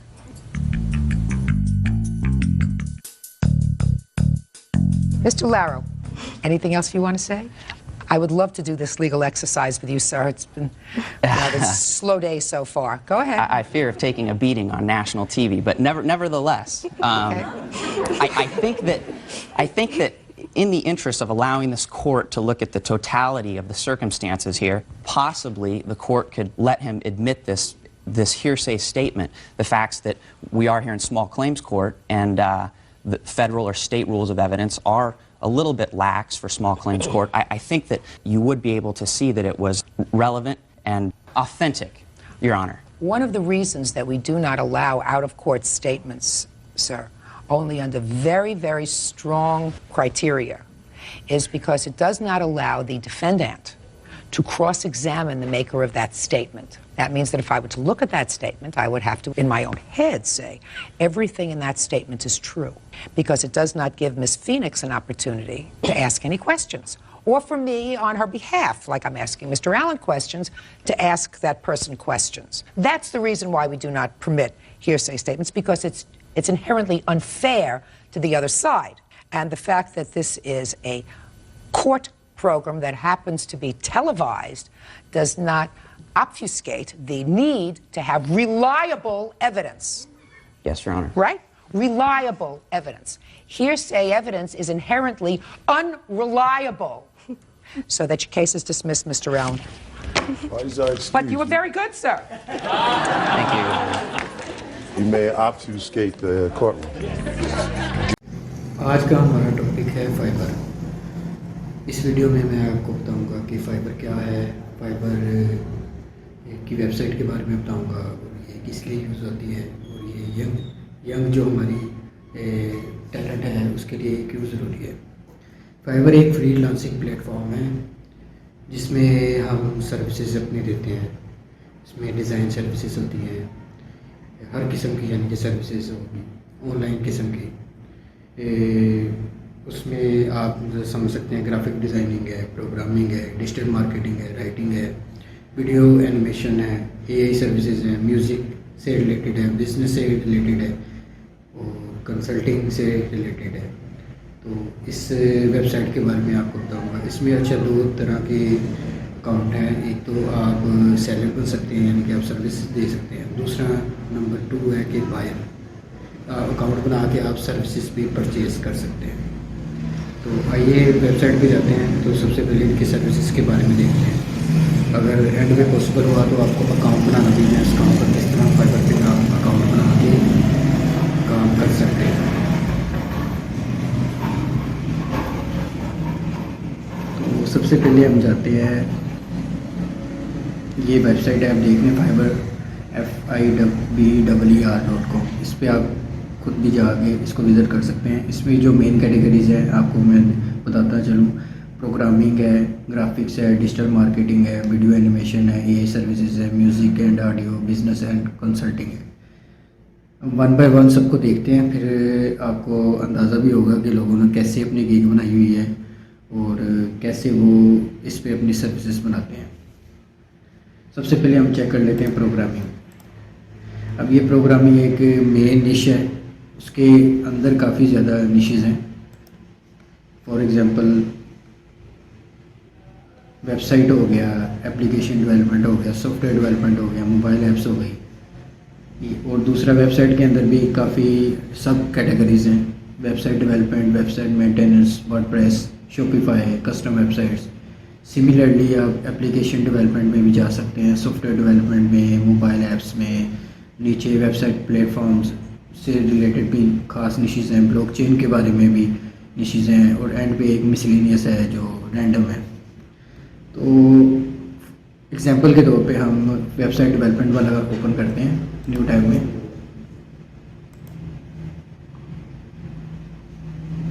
अब इधर देखें ना, इधर लोगों ने अपनी services दी हुई हैं, जो अभी आप ऊपर आप देख रहे होंगे कि 1,80,000 गिग्स हैं। गिग्स बेसिकली एक ना पोर्टफोलियो है, जिसे हम कह सकते हैं कि अगर आपकी फॉर एग्जांपल आपके पास 4 किस्म के स्किल्स हैं, जिनमें ग्राफिक डिज़ाइन है, वेबसाइट डेवलपमेंट है, बिजनेस से रिलेटेड है, और वीडियो की आपके पास सर्विसेज हैं। अब आप एक ही पोर्टफोलियो में सब शो करेंगे तो वो बड़ा अजीब सा महसूस होगा। तो इसके लिए हम क्या करेंगे कि हम 4 डिफरेंट पोर्टफोलियोज़ बनाएंगे, एक वेबसाइट से रिलेटेड, दूसरा ग्राफिक डिज़ाइनिंग, तीसरा बिजनेस से रिलेटेड, चौथा हम वीडियो से रिलेटेड। तो इस तरह ये पोर्टफोलियो टाइप होते हैं, उसको हम फाइवर की ज़ुबान में गिग कहते हैं। अब जैसे ये वेबसाइट डेवलपमेंट की कैटेगरी में अब देखें तो 1,80,000 तकरीबन गिग्स बनी हुई हैं। और इधर आप देखें जैसे ये फर्स्ट में फाइवर चॉइस में है, ये इस सेलर की 5 रेटिंग है, 90, ये 90 है जो जिन बंदों ने रिव्यूज़ लगाए हुए हैं, ये वो रेटिंग है। इसी तरह आप नीचे जाएंगे तो आपको डिफरेंट कुछ टॉप रेटेड भी नज़र आएंगे, लेवल 2 भी नज़र आएंगे। नेक्स्ट जो हमारी वीडियो होगी उसमें मैं आपको बताऊंगा कि लेवल 1 और न्यू सेलर में और टॉप रेटेड में क्या फ़र्क है, वो हम अगले लेक्चर में हम कवर करेंगे। तो ये एक बेसिक सा ओवरव्यू है फाइवर का। तो नेक्स्ट हम लेक्चर में इनके लेवल्स को भी कवर करेंगे और उसके अकाउंट जनरेशन के बारे में भी जाएंगे हम। अब इसी तरह हम एक तो वेबसाइट हो गया, इसी तरह मैं कोई और भी ग्राफिक डिज़ाइनिंग के भी ना ऑन कर लेता हूँ कोई निशेस। ग्राफिक डिज़ाइनिंग में आप सबसे एक मेन कैटेगरी होती है लोगो की, जो कि हर एक बंदे को चाहिए होता है। उसके अलावा लोगों के अलावा भी एक वेबसाइट का वेब डेवलपमेंट भी इसमें आ जाती है, यानी कि वेबसाइट का डिज़ाइन जो बैकग्राउंड हमें नज़र आता है वो भी ग्राफिक डिज़ाइनिंग में ही आ जाता है। इसके अलावा इलस्ट्रेशन, आर्ट, वेक्टर इलस्ट्रेशंस, और तीसरा आर्किटेक्चर बिल्डिंग डिज़ाइन भी इन्होंने इसी में डाल दिया है। तो लोगो डिज़ाइन फॉर एग्जांपल हम ऑन करते हैं न्यू टैब में। लोगो डिज़ाइन में भी आप देखें 1,80,000 से ज़्यादा गिग्स हैं, इसमें भी देखें। और एक और चीज़ मैं बताता चलूँ कि इधर देखें सॉर्टिंग बेस्ट सेलिंग है, बाय डिफ़ॉल्ट बेस्ट सेलिंग होती है, रिकमेंडेड भी आ सकती है। तो इसमें आप देख सकते हैं कि लोगों की गिग्स है, उसमें काफ़ी अच्छे रिव्यूज़ हैं। असल में फाइवर का इस तरह का सिस्टम है कि जो अच्छा परफॉर्म करते हैं ना वो उसको फर्स्ट पेज पे रख देते हैं, जो यानी कि अच्छा परफॉर्म नहीं करते, जिनके रिव्यूज़ ज़रा ख़राब होते हैं, तो फाइवर आस्ता आस्ता उसको पीछे करता रहता है। तो ये वीडियो हमारी सिंपल सा एक ओवरव्यू था फाइवर के बारे में कि फाइवर क्या चीज़ है और किस लिए इस्तेमाल हो रही है। नेक्स्ट लेक्चर में हम इसके एक तो लेवल्स को कवर करेंगे और दूसरा गिग्स देखेंगे कि लोगों ने किस तरह बनाई हुई है, उसमें क्या क्या चीज़ें उन्होंने डिफ़ाइन की हुई हैं। मिलते हैं फिर हम नेक्स्ट वीडियो में।